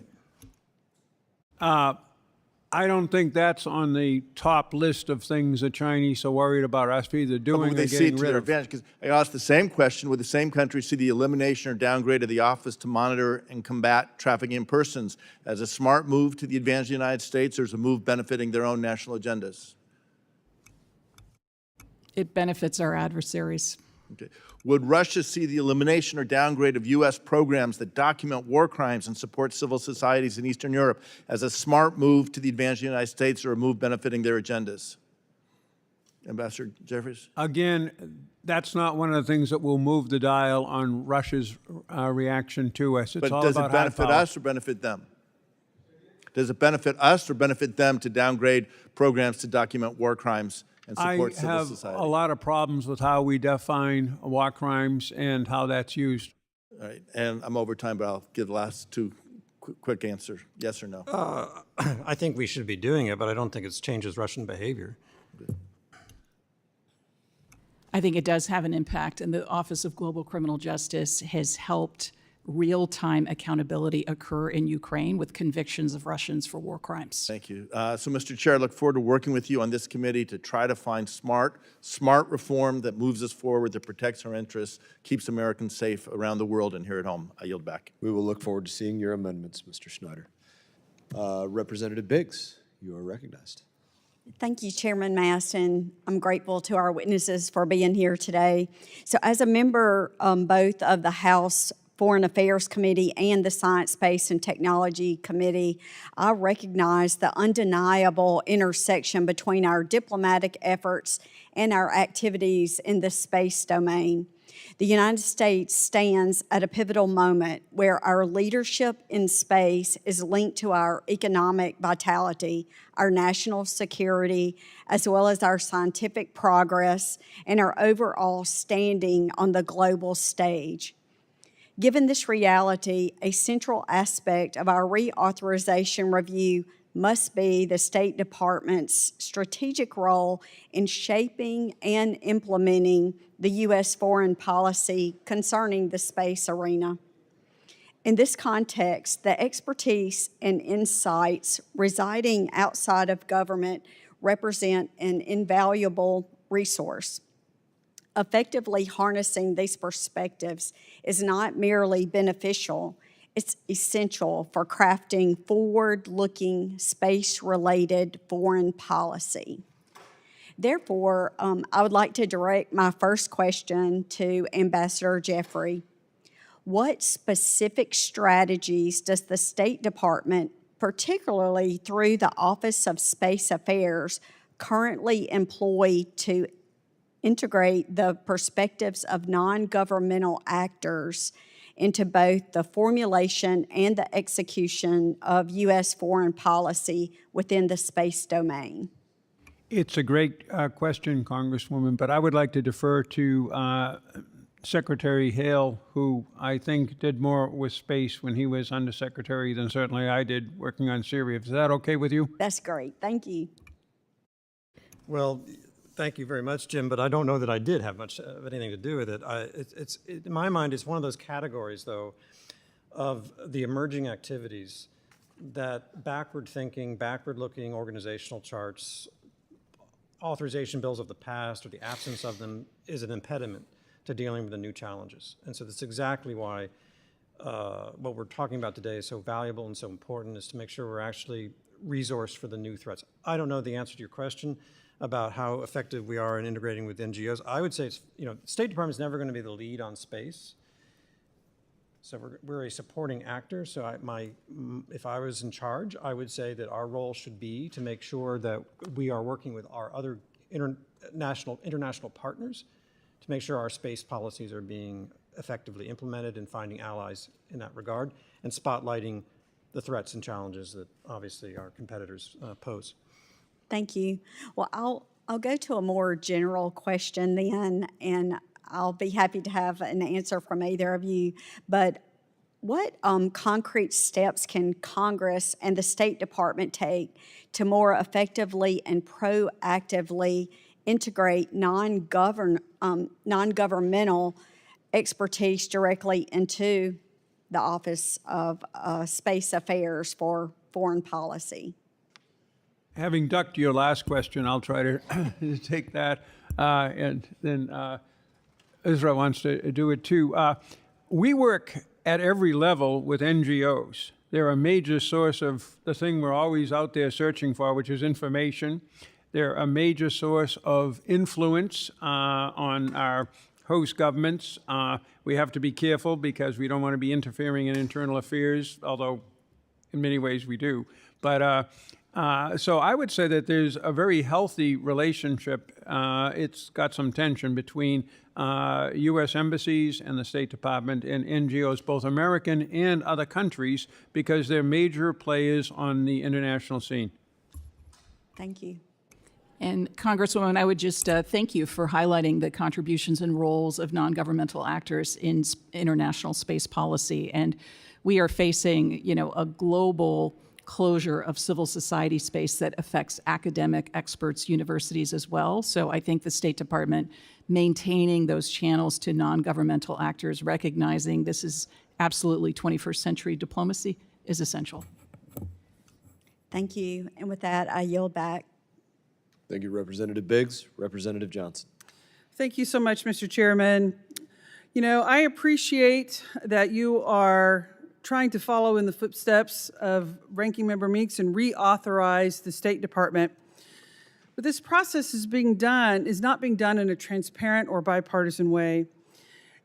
An org chart alone does not tell us how offices will be staffed and how technical expertise will be retained, whether budget and resource allocations will reflect the mergings of offices and restructuring of foreign assistance, or whether the remaining offices will have the independence and authority to do a good work regardless of which politicians are in office. But Republicans have refused to hold even one hearing to date with Secretary Rubio to explain to the American people why they are dismantling vital agencies and programs. I understand from today that he hopefully will come to testify before this committee, and I hope, in fact, that actually happens. The administration has already slashed our interagency regardless of congressional authorization or input, and reportedly plans to downsize our global presence by closing dozens of embassies and consulates.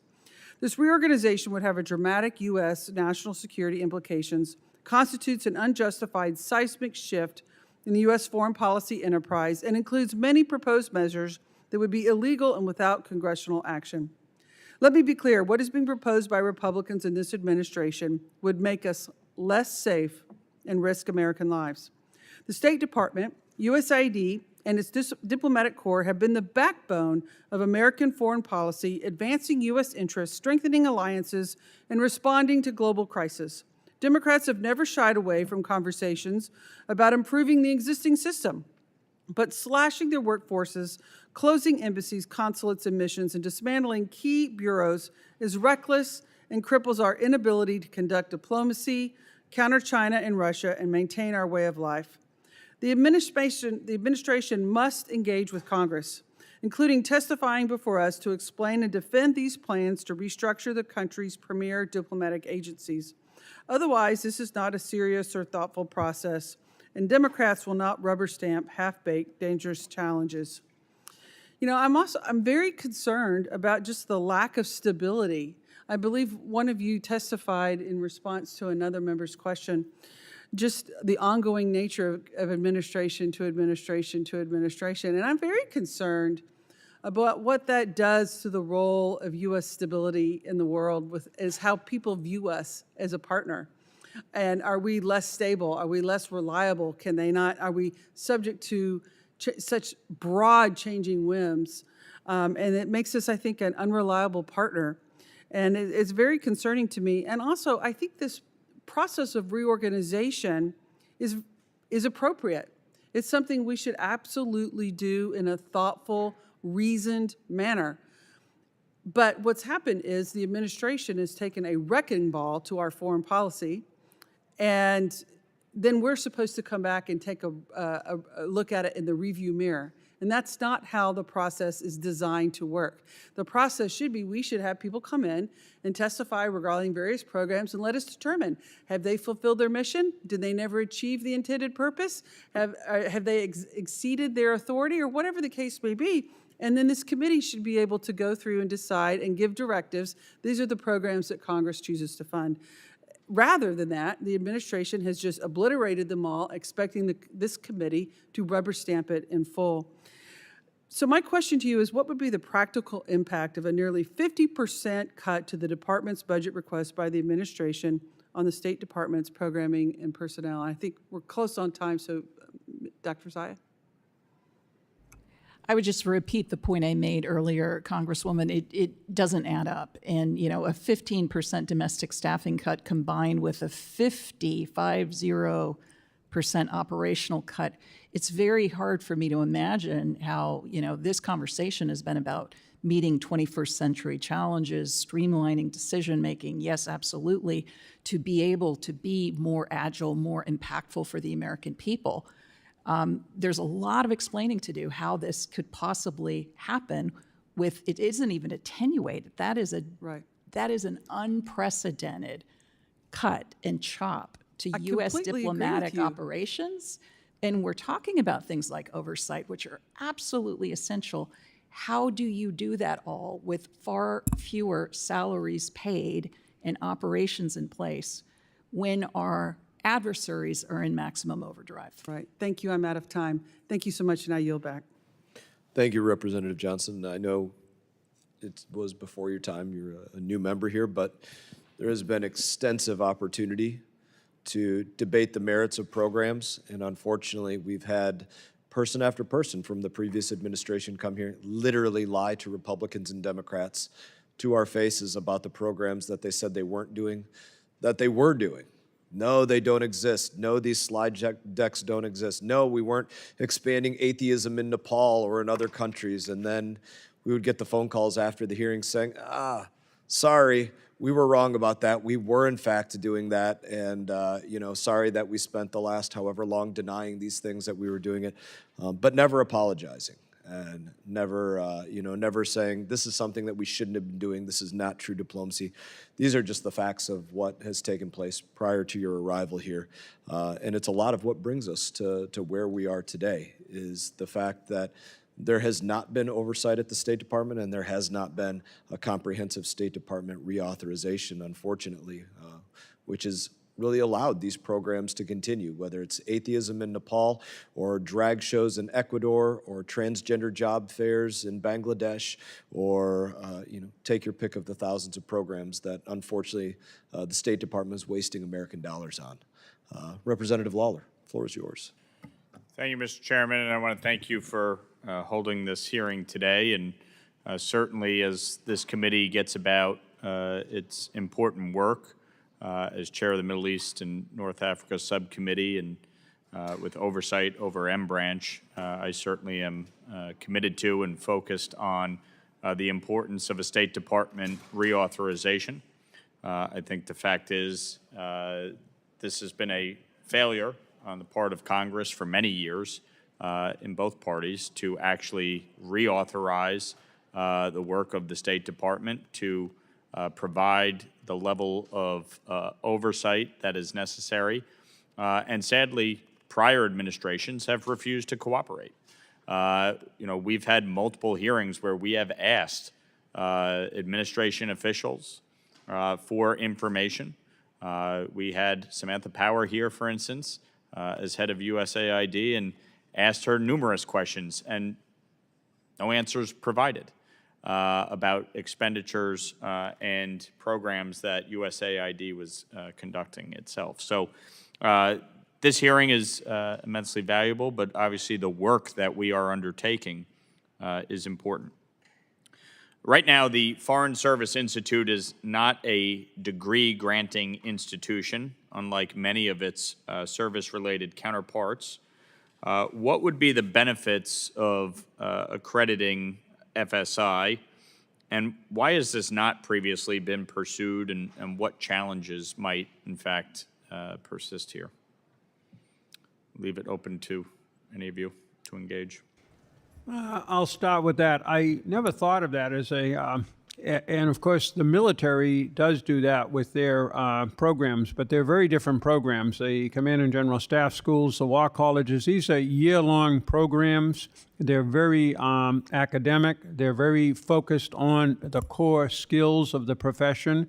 The Foreign Service Institute, aside from its superb long-term language training, which is in a separate category, basically does short tradecraft courses. In fact, my main criticism with it is, other than the language training, most of it could be also offered to the Department of Transportation. It's all about processy, managerial, get along with each other stuff. There's almost no training in the diplomatic tradecraft. There's almost no diplomatic history, the other things. If you go to any military college or any military... Would you push to actually ensure that it engages in that? Yes, I was actually, did a 6-month course once when we had it briefly modeled on the military 40 years ago. We then got rid of it. If we took a look at how the military does it and those kinds of courses that build long-term expertise in our profession, certainly they should be accredited. I think the importance of language training for our diplomats who will be interfacing with their foreign counterparts daily cannot be understated. Foreign language training is one of the most crucial aspects of FSI's mission, as you mentioned. How thorough is the foreign language training at FSI, and what can they do better to better equip our foreign service officers? I think the language program there is excellent. I'm sure everything can use a little bit of reform and making sure it's up to date. But I think it's one of the best things FSI does. I would just, not take your time, but I would follow up on what Jim said, and where I think FSI falls down is making, not giving us necessarily in the Foreign Service the skills we need to do tomorrow's job. It tends to be backward-looking, and the management stuff is very weak. Most people in encounters with FSI during the course of their career is little sort of computerized modules on things that are important but routine, like how to keep your security, your computer safe on security grounds, and how to make sure you're living up to ethics rules. Whereas we need to understand better our core function of diplomacy. Mr. Hale, can you just describe how the Bureau of Counterterrorism's efforts integrate with broader national security strategies led by the National Security Council or other agencies? Yeah, I think it was founded in the early 70s. It's one of those examples of an important international activity in which the State Department doesn't actually have the lead.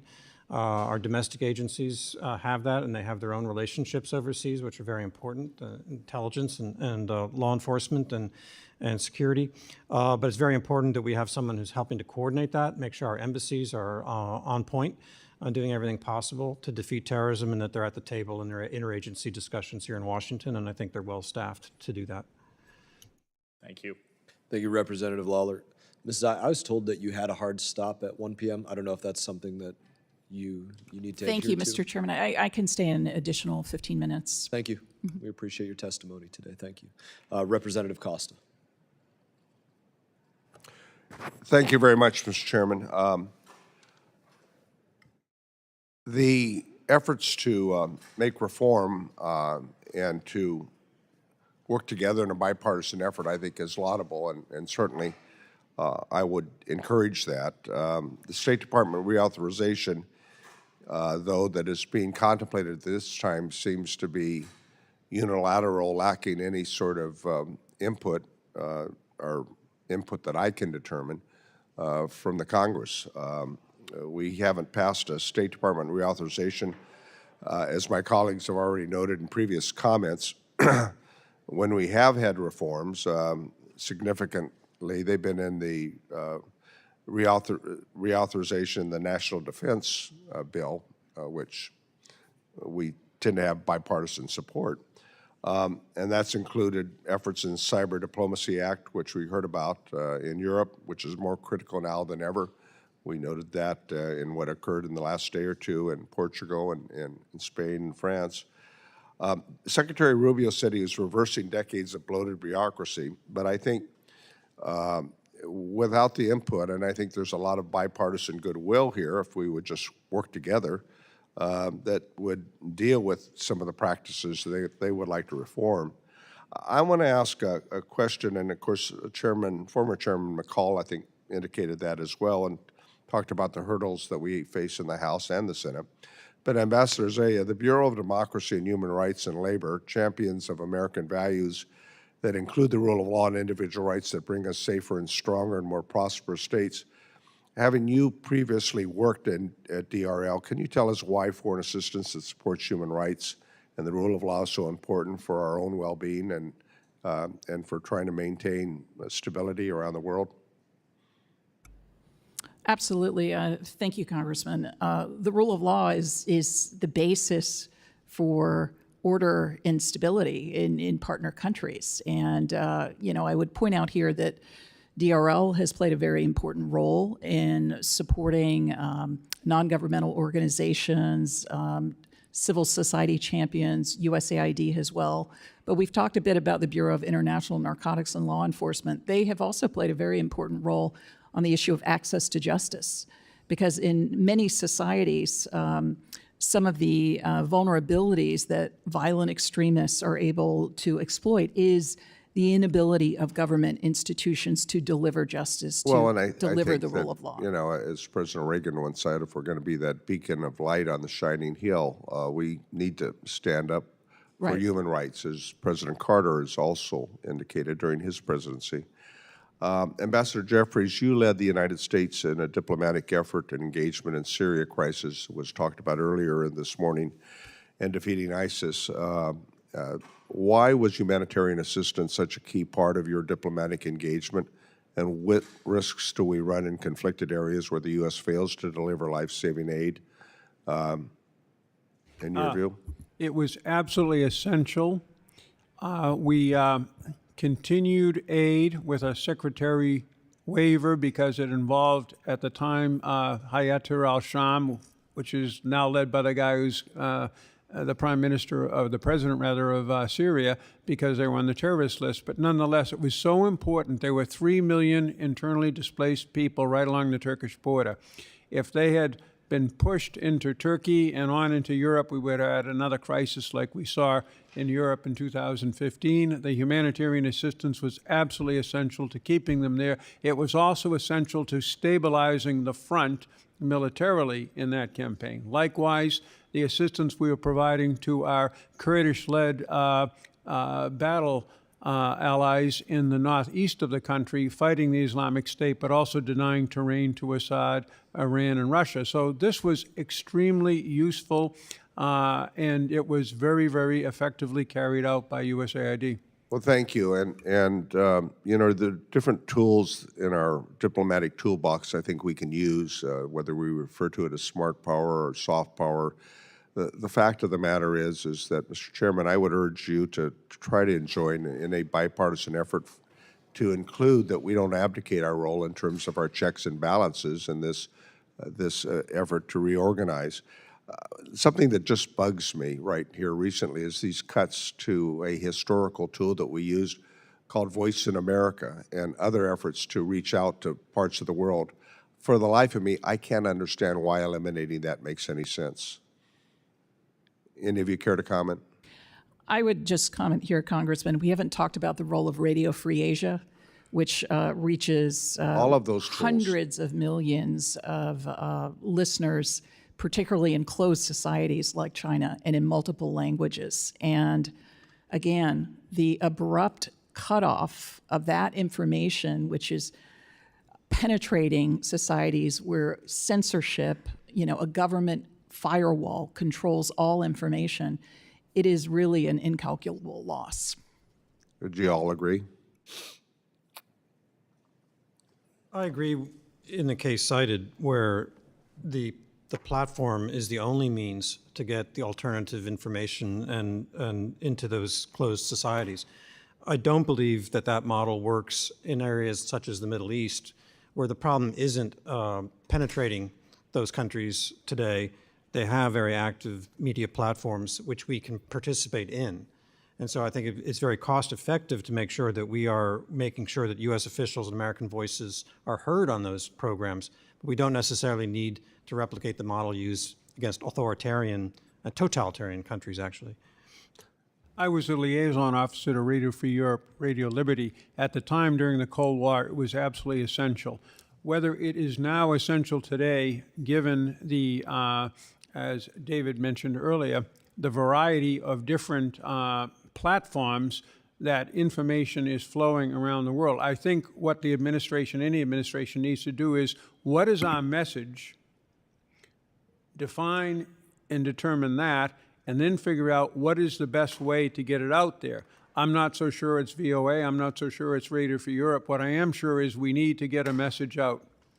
I agree. Thank you for your service to our country, and my time has expired. Thank you, Mr. Chairman. Thank you, Mr. Costa, and I will assure the committee again, and you as well, because I know you were speaking about it, State Department reauthorization. We are looking forward to being an extremely member-driven process. All of the members on both sides will have every opportunity to offer their amendments, their suggestions, their ideas, and have the debate about what should be prioritized or not prioritized, and we look forward to your input as well. I look forward to that. Thank you very much. Representative Kane. Thank you, Mr. Chairman, and thank you to our witnesses for being here today.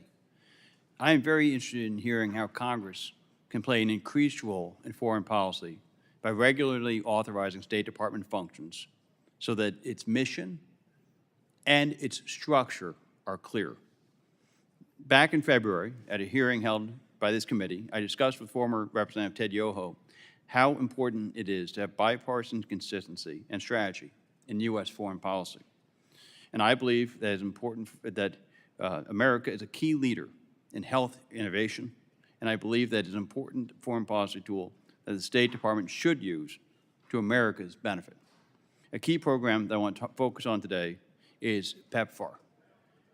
Mr. Jeffrey and Mr. Hale, as Congress and this committee reauthorizes the State Department, what specific authorities or institutional reforms should we include to ensure that PEPFAR's mission of global HIV/AIDS epidemic control continues? And additionally, how can we use the authorizing legislation to strengthen PEPFAR's effectiveness within the State Department, as well as to align it with larger U.S. foreign policy objectives? I was in the National Security Council when we started PEPFAR back almost 20 years ago, and it's one of the proudest things we've done. The first point is it should continue. The second point is that it is not only of major humanitarian success, but also for global health systems' ability to react to epidemics and such. It is really, really effective as well. I'm not so sure how it feeds into soft power, hard power, but that's not the point. It should be supported by Congress, if necessary, by specific legislation. Thank you, Mr. Hale. Yes, I agree with that. I think it's perhaps most useful to cast it in terms of protecting our nation. Better to fight Ebola in Uganda than in Milwaukee. So following up on that, Mr. Hale, from your experience, how can we improve PEPFAR's effectiveness as its functions are consolidated? And what can Congress do to ensure that the department is able to manage PEPFAR's large operational footprint? Yeah, I'm not an expert on PEPFAR, so I can't give a detailed answer. I would want to make sure that as it's transitioned to the State Department, that the State Department is set up to manage it. And that may mean it doesn't look very different than what it looks like today.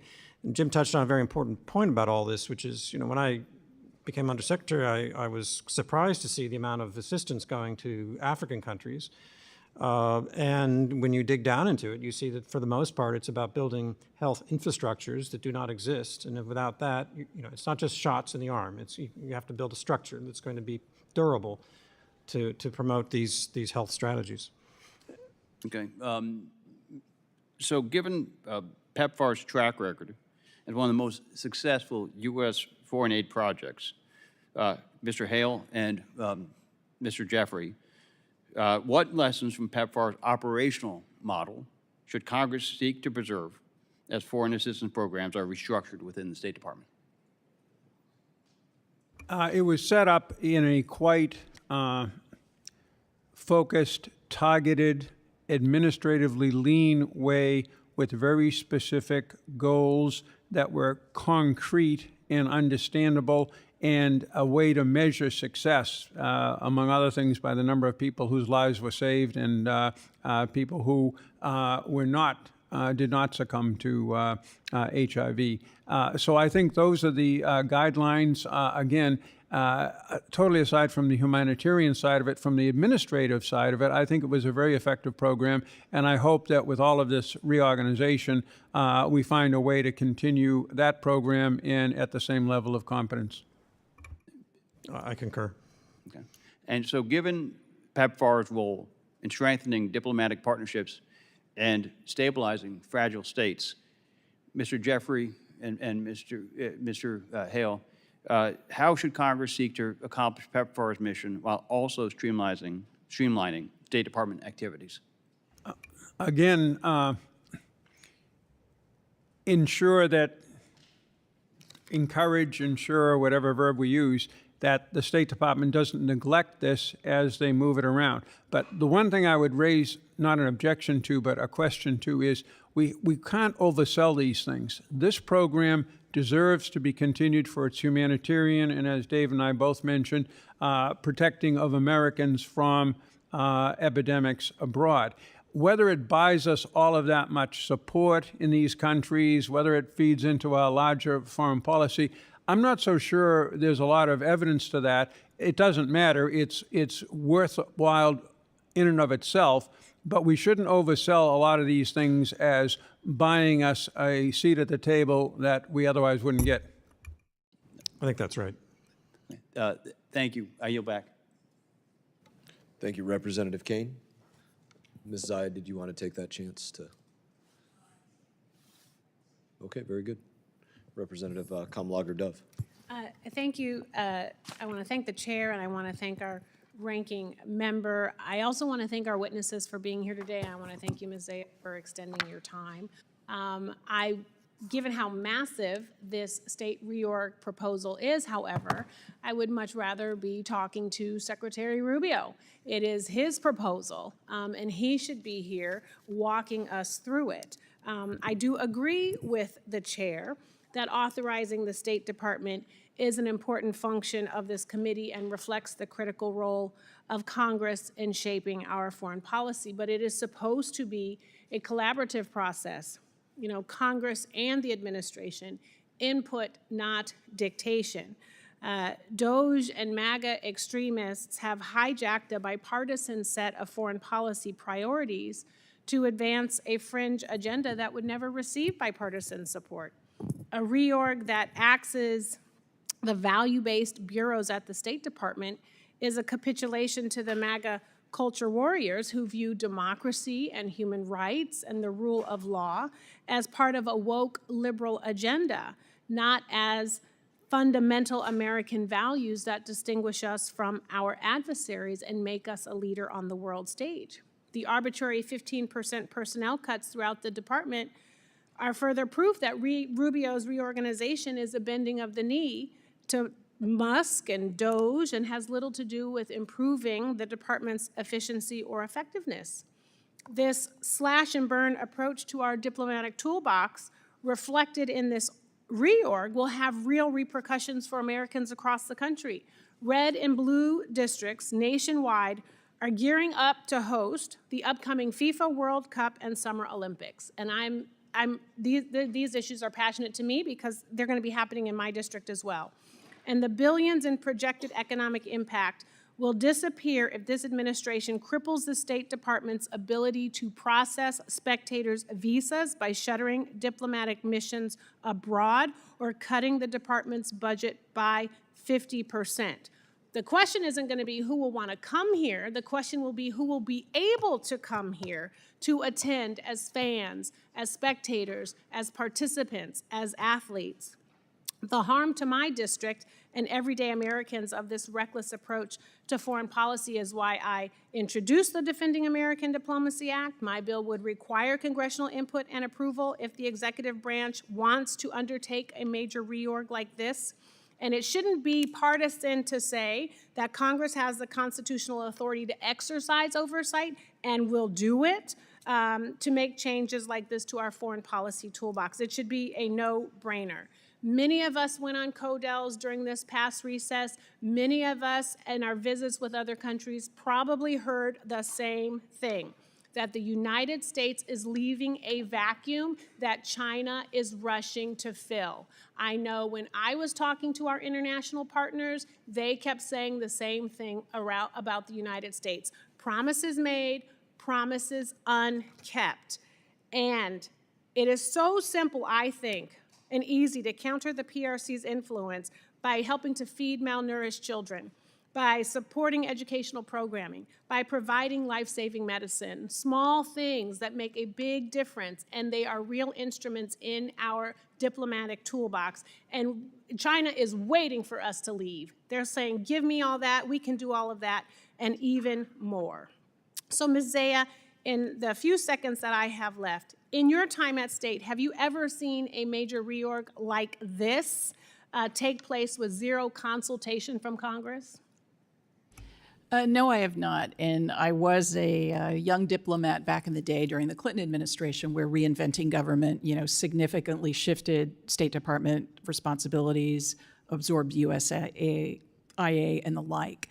I appreciate your underscoring the areas where U.S. values and interests intersect. And I would just add a few more long-standing responsibilities of the department, such as supporting democratic reformers, supporting free and independent media, supporting free and fair elections, but also new areas, supporting rights-respecting technology. We've touched a bit on the creation of the Bureau of Digital and Cyber Policy. People may not realize it's a very close partner of the Bureau of Democracy, Human Rights, and Labor, which has forged for over a decade policy leadership on internet freedom that directly counters Russian and Chinese efforts to create closed systems, remake the international order to their advantage. So the strategic value is not in conflict with our own values. Thank you, and thank you, Mr. Chair. I yield back. Thank you, Representative. And I would also, inform the committee that there has been extensive consultation between the administration and members of the committee and members of the House. Just truthfully, not many members of the Democrat side of this committee. And that's not meant to be a snide comment. It's simply reflective of the fact that the last 4 years were spent with an administration that wasn't talking about the things that they were doing. They were lying about the things that they were doing. And even when this administration came in, they were looking to literally burn and shred proof of what they were doing at State Department and USAID. So I don't think it should be surprising to many that, yes, a large amount of the consultation that's going on is not going on with the people that were cutting the checks to do drag shows in Ecuador or transgender musicals or transgender plays or transgender operas or any of the other things. So it's not that there's not consultation going on, it's just that there's not consultation going on with those that were lying and denying these programs. I will now go to Representative Shreve. Thank you, Chairman Mast, and thanks to our witnesses.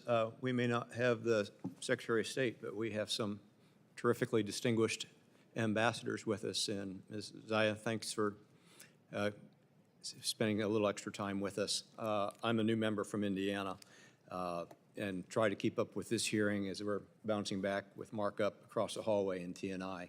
A plug for my state. We've been blessed in Indiana with ag, corn, beans, pork, but there's more than corn in Indiana. We're a big pharmaceutical producing state. Lilly's in our state. Aircraft engines, automotive, manufacturing is central to our economy. And we've also produced some talent in this space. I interned a lifetime ago for Senator Lugar out here, whom some of you two may have worked with. Lee Hamilton was my congressman back when I was in high school. And I visited with him 2 weeks ago. So we've got some bipartisan talent and a history of that coming out of Indiana and playing in this space. Of course, one of state's core functions is economic statecraft and leveraging America's strength to advance our national interests abroad is part and parcel with what state is all about. This administration's initiatives and this 119th Congress have been focused on right-sizing our federal bureaucracy, and yes, that includes the elimination of some ineffective functions and programs. State Department is no exception. Ambassador Jeffrey, in your view, would our American businesses, mine close to home and more broadly, be better positioned for success in international markets under the current decentralized structure that we have at state today, or through a re-centralization of economic authority within the State Department? Under the previous organization and under the new organization that Secretary Rubio has proposed, you do have a Undersecretary for Economic Affairs, and you have an Energy and an Economic Bureau under them. But that's also a huge responsibility of each of the regional bureaus and the Regional Bureau Assistant Secretary, and it's one of the core responsibilities of every ambassador to both promote economic integration between country X and the United States, and specifically commercial opportunities for American firms. It's something that we believe very much in, and I think that the way we've set it up is working well. The one change that I've proposed is that the Foreign Commercial Service, which is out there in the field with us and advising the ambassador on how to help American businesses get deals, I think that should be put directly and officially under the Department of State. But beyond that, I wouldn't make any change. All right. Ambassador Hale, I'm sure you have a perspective on this with your globe-trotting career. Yes, I do. I think overall, probably centralization would be the way to go. One of my pet peeves, frankly, is that the Foreign Commercial Service has not really stepped up to the game in most places where I worked. And if you talk to corporate America, I don't think they're very impressed with the performance of our embassies in promoting business as a result. So if we can give our ambassadors greater resources in order to help American business overseas, I'm all for it, and I think that means talking to American business about identifying what it is that they need. The thing an ambassador can do is advocacy, but there's a lot of other work that needs to be done to help corporate America have an even playing field, basically, is one of the goals.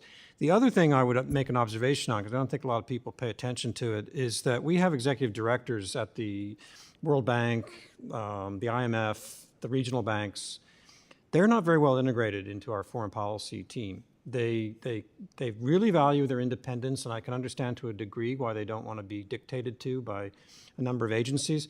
But the level of coordination is really absent beneath the seventh floor level at our State Department. And the seventh floor principals at the State Department don't have the time to give day-to-day guidance when a vote's coming up to the World Bank or what. So if we really want to deal with China and these problems, there needs to be better integration at that level as well. Integration. Ambassadors, thank you. My time's expired. Mr. Chairman, I yield back.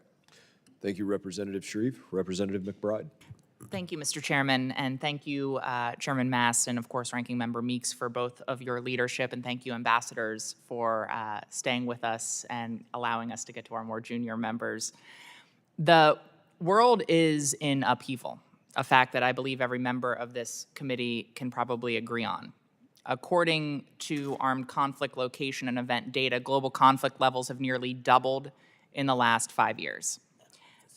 The Council on Foreign Relations predicted that 2025 could be the most dangerous year yet in the 17 years they've conducted surveys on global conflicts to watch. That the current administration has chosen this moment to severely curtail our diplomatic and international development capacity is all the more baffling. More conflict globally makes the United States less secure.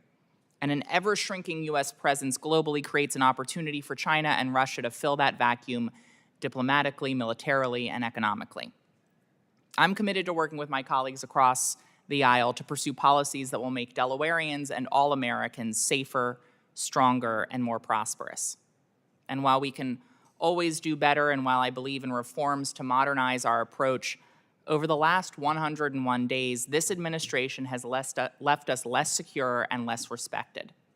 Throwing out the alliances, organizations, and investments that fostered one of the longest periods of peace between great powers in human history is a tragic self-own. I look forward to hearing from our witnesses about how we can empower the State Department and our diplomatic servants around the world to best advance the interests of American citizens. And I want to focus in on a case study that I think helps to inform some of these conversations. In 2020, the United Kingdom eliminated their Department for International Development, merging it into their Foreign and Commonwealth Office. An independent watchdog said that depleted their capacity for international development. And we recently have seen them transfer a large amount of their international development into their defense budgets. So, Ambassador Jeffrey, I'm curious your thoughts around lessons learned from the UK experience and how we can make sure that we're protecting international development as a critical tool for us diplomatically, and avoid what we've seen in the United Kingdom, where there has been a depletion with the merger of those two departments in their international development capacity.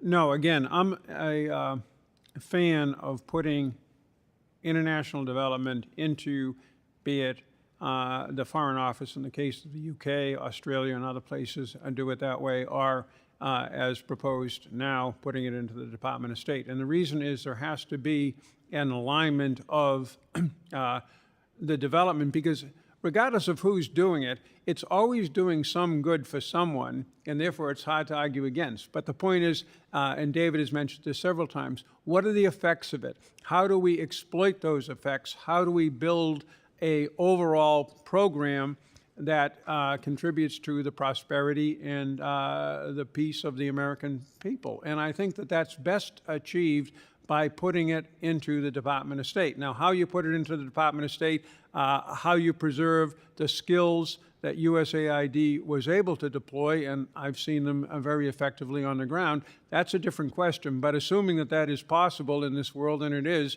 I think it would be better to put it in.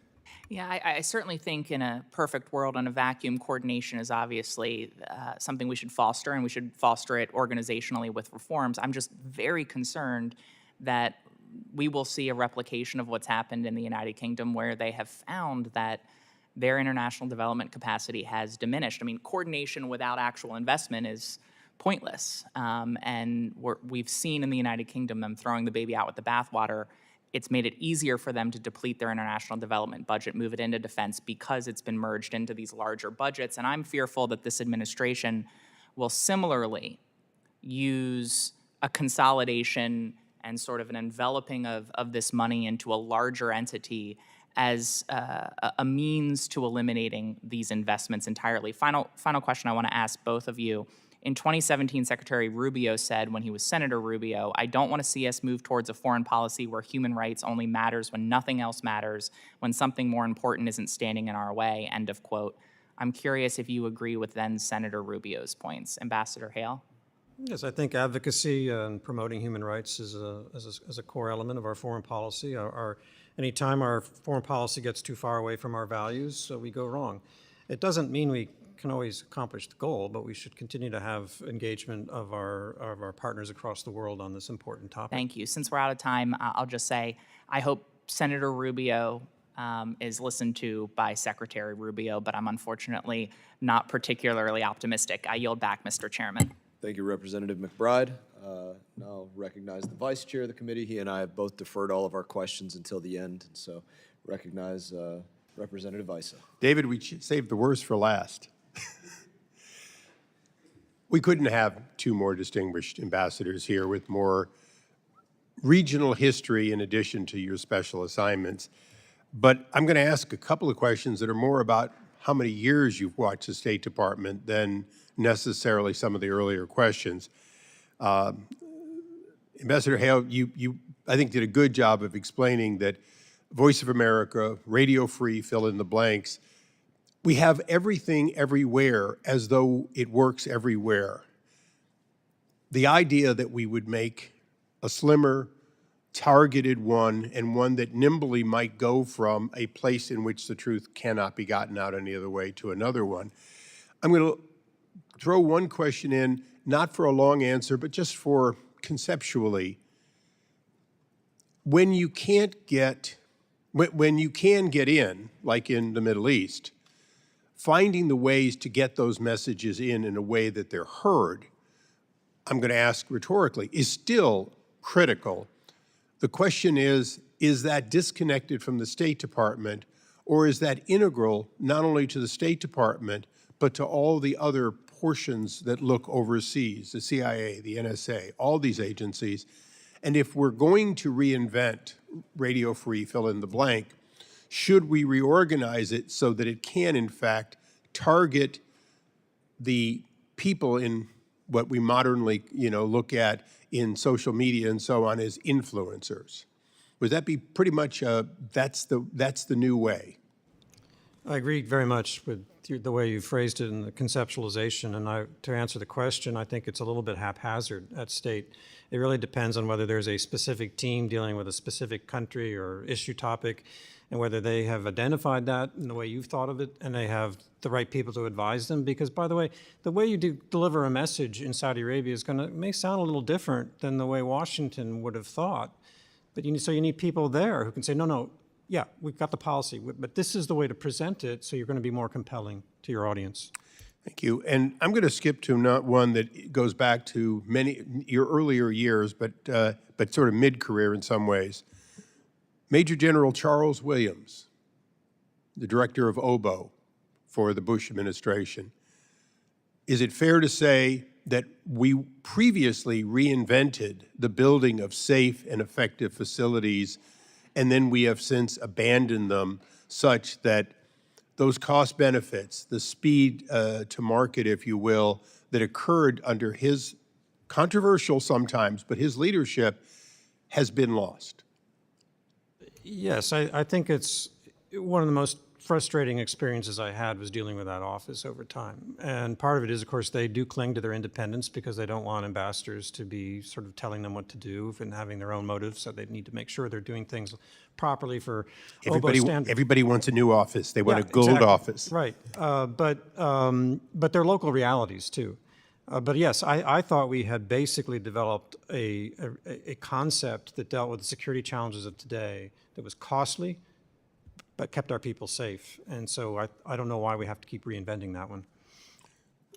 Secretary, I imagine, Ambassador, you would also agree that getting the backlog of embassies and consulates that are effective and safe should be one of the reauthorization priorities over, if you will, continuing to run out of money long before we deal with the backlog. Absolutely. Ankara was a priority. It was attacked by a suicide bomber some years ago, and he didn't get beyond the first line of defense. So the system can work if you put effort and focus and resources into it. And my closing question, I always run out of time before I run out of the many questions in this. We all know the sort of biblical truism that if you give a man a fish, it's clear that there were programs each of you understood and embraced that, in fact, for a time gave people fish. But Ambassador Hale, you rightfully so said, don't celebrate 50 years of giving out fish. We all talk about the Marshall Plan and how it took a ruined, unproductive Europe and got it on its feet. As we rebuild aid of all sort, including Trade Development Agency, which I was honored to be nominated to during the Trump administration and so on, where is the balance, in your opinion, between, and should there be a separation between the giving out of fish, giving of medicine, food, and so on, versus programs which claim to be about capability building? And should we really define them differently so that not all programs are equal? Yes, I mean, I've said this before, but I want to emphasize it again, is that whatever we do, the measurement is not the activity that we're doing. The measurement is the results that we're having based on whatever our policy goal is. And this has been the frustration, I think, for this whole morning, this discussion, is that there are people who want to measure success by how many dollars we've spent and how many people we have spending those dollars. Well, that's important, but it's not the outcome. And you can do things maybe with fewer people and fewer dollars, or maybe you need more dollars and more people. But I don't see that prism very often applied in the business I was in the State Department. And so that, to me, is the key. And it may lead you to more deeper involvement. That's what MCC was all about, was that kind of partnership to build capacity, which can be key. Thank you.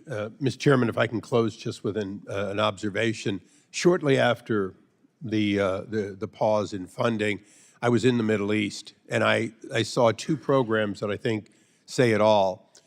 Two people came in two countries. One tried to justify that absolutely we had to turn on the nominally $100 per teacher that was, quote, helping teachers do better work in that country. The other came in and said, we're halfway done building a water facility that will provide clean water in Jordan, as it turns out, to one of the driest and most water, resource starved countries. One was just sort of saying, but money does good. The other was saying, you don't want to have a monument to a half-done project sitting out there for years so people can say America reneged and quit. Hopefully, as we go through reauthorization, but also as we go through unpausing some programs with the Secretary, we will look at that question in that light of, was it nice to have, or is it essential that we see and be given credit for the good work in some cases we're doing that changes lives? So, Mr. Chairman, thanks for your indulgence, and I look forward to your closing remarks. Thank you, Vice Chairman Issa, and truthfully, your closing remarks lead very well into the nature of my questions. I've deferred my questions to the end. I've really enjoyed hearing the testimony, the questions, and the answers, and the dialogue back and forth. And a lot of it goes to, and this is where it segues to my friend Mr. Issa, the old sentiment that if everything is a priority, then nothing is a priority. And for each of us, of which nearly every member of this committee had questions, and every member of this committee that was here responded that they absolutely believe in the necessity for a State Department reauthorization. It's unanimous across everybody here. I can tell you things that I think we should deprioritize, largely individual grants, like grants for sex change surgeries in Guatemala, or Sesame Street in Iraq for $20 million, or teach gender inclusivity through Ultimate Frisbee for $100,000. I don't know how many Frisbees you get for $100,000, or helping Indonesian coffee companies become more gender friendly for $425,000, right? The point is, I could say there's very specific individual grants and things that I disapprove of, and there are very specific programs that I say, I prioritize these.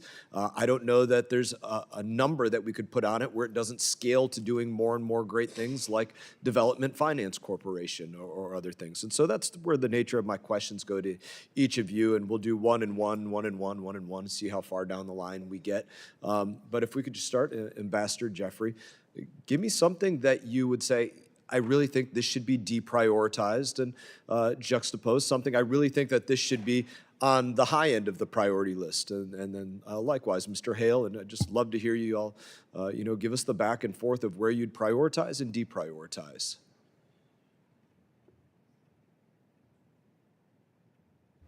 Again, I will seek refuge in this Economist article because it is not only middle of the road, I would say it's more on the progressive side normally, but its findings are quite dramatic. And it gets to Congressman Ice's point, and that is, I both delivered fish, that was one reason for our success in Syria, the humanitarian programs, and I've been out there trying to teach people how to fish. That's very hard to do. That gets to David's point, what are the effects? Do we really know what supply chain, what managerial models, what will actually make that work in not just in country X, but in village Y or in district Z? I've spent 9 years in Turkey and 9 years in Germany. I speak both languages well. I don't begin to really know how those societies tick as an outsider. It's very hard for us to do these kind of broad development, social, political assistance and claim that we're really seeing effects. There is where I would de-emphasize, and I would focus again on humanitarian assistance, giving people fish, keep them alive so that they can eventually figure it out for themselves, and security assistance. Representative Hale, or Yeah, Ambassador Hale? I would say that you do have to tailor what we're doing to the specific theater that we're operating in. And so what you want to do in Mexico may be very different than what you want to do in Vietnam. But to me, where it's easiest to demonstrate the link between outcomes, inputs and outcomes, is things like the security sector, globally, law enforcement, same thing. Harder to make that link, but I know in my bones that it is extremely beneficial to America to invest in education, and particularly to expose as many people as we can through American educational tools, including universities that are overseas like AUB or AUC. And economic assistance that is linked to developing a robust private sector to the extent we can in a country if they're actually committed to doing it, because that's where we're value added. If you talk about competing with China, it's not how much money we spend. It's how do we make sure that these countries are able to compete on their own and not be penetrated by China. I would get rid of, to the greatest extent possible, the things that are, we basically building new governance structures for countries. We've tried and failed. So that whole world of democracy and state building, I think, is of limited utility. Thank you. And I think, some of what you said today, I've really enjoyed, again, the dialogue, the testimony, and I think a lot of it goes to, we are looking to build partners. We're not looking to build permanent dependencies. And that's something that we shouldn't celebrate. And it's something that we need to be reflective of, what is the duration that this dependency has been going on? And what has been, is the dependency decreased? Has the dependency only increased? And if we're not reflecting on those things in every Congress and allowing representatives to review these programs that are being undertaken by the executive branch and the State Department and evaluating their effectiveness, then not only, I think, are we setting ourselves up for failure in diplomacy, but we're also failing to be good stewards of the people that fund every single program, which is the taxpayer of the United States of America. Again, I'll thank you all for your testimony. I'm going to go to my closing remarks. And simply, I know we've had all of the members of this committee depart, but I have assured all of them numerous times that as we talk about State Department reauthorization, It's going to be a member-led process.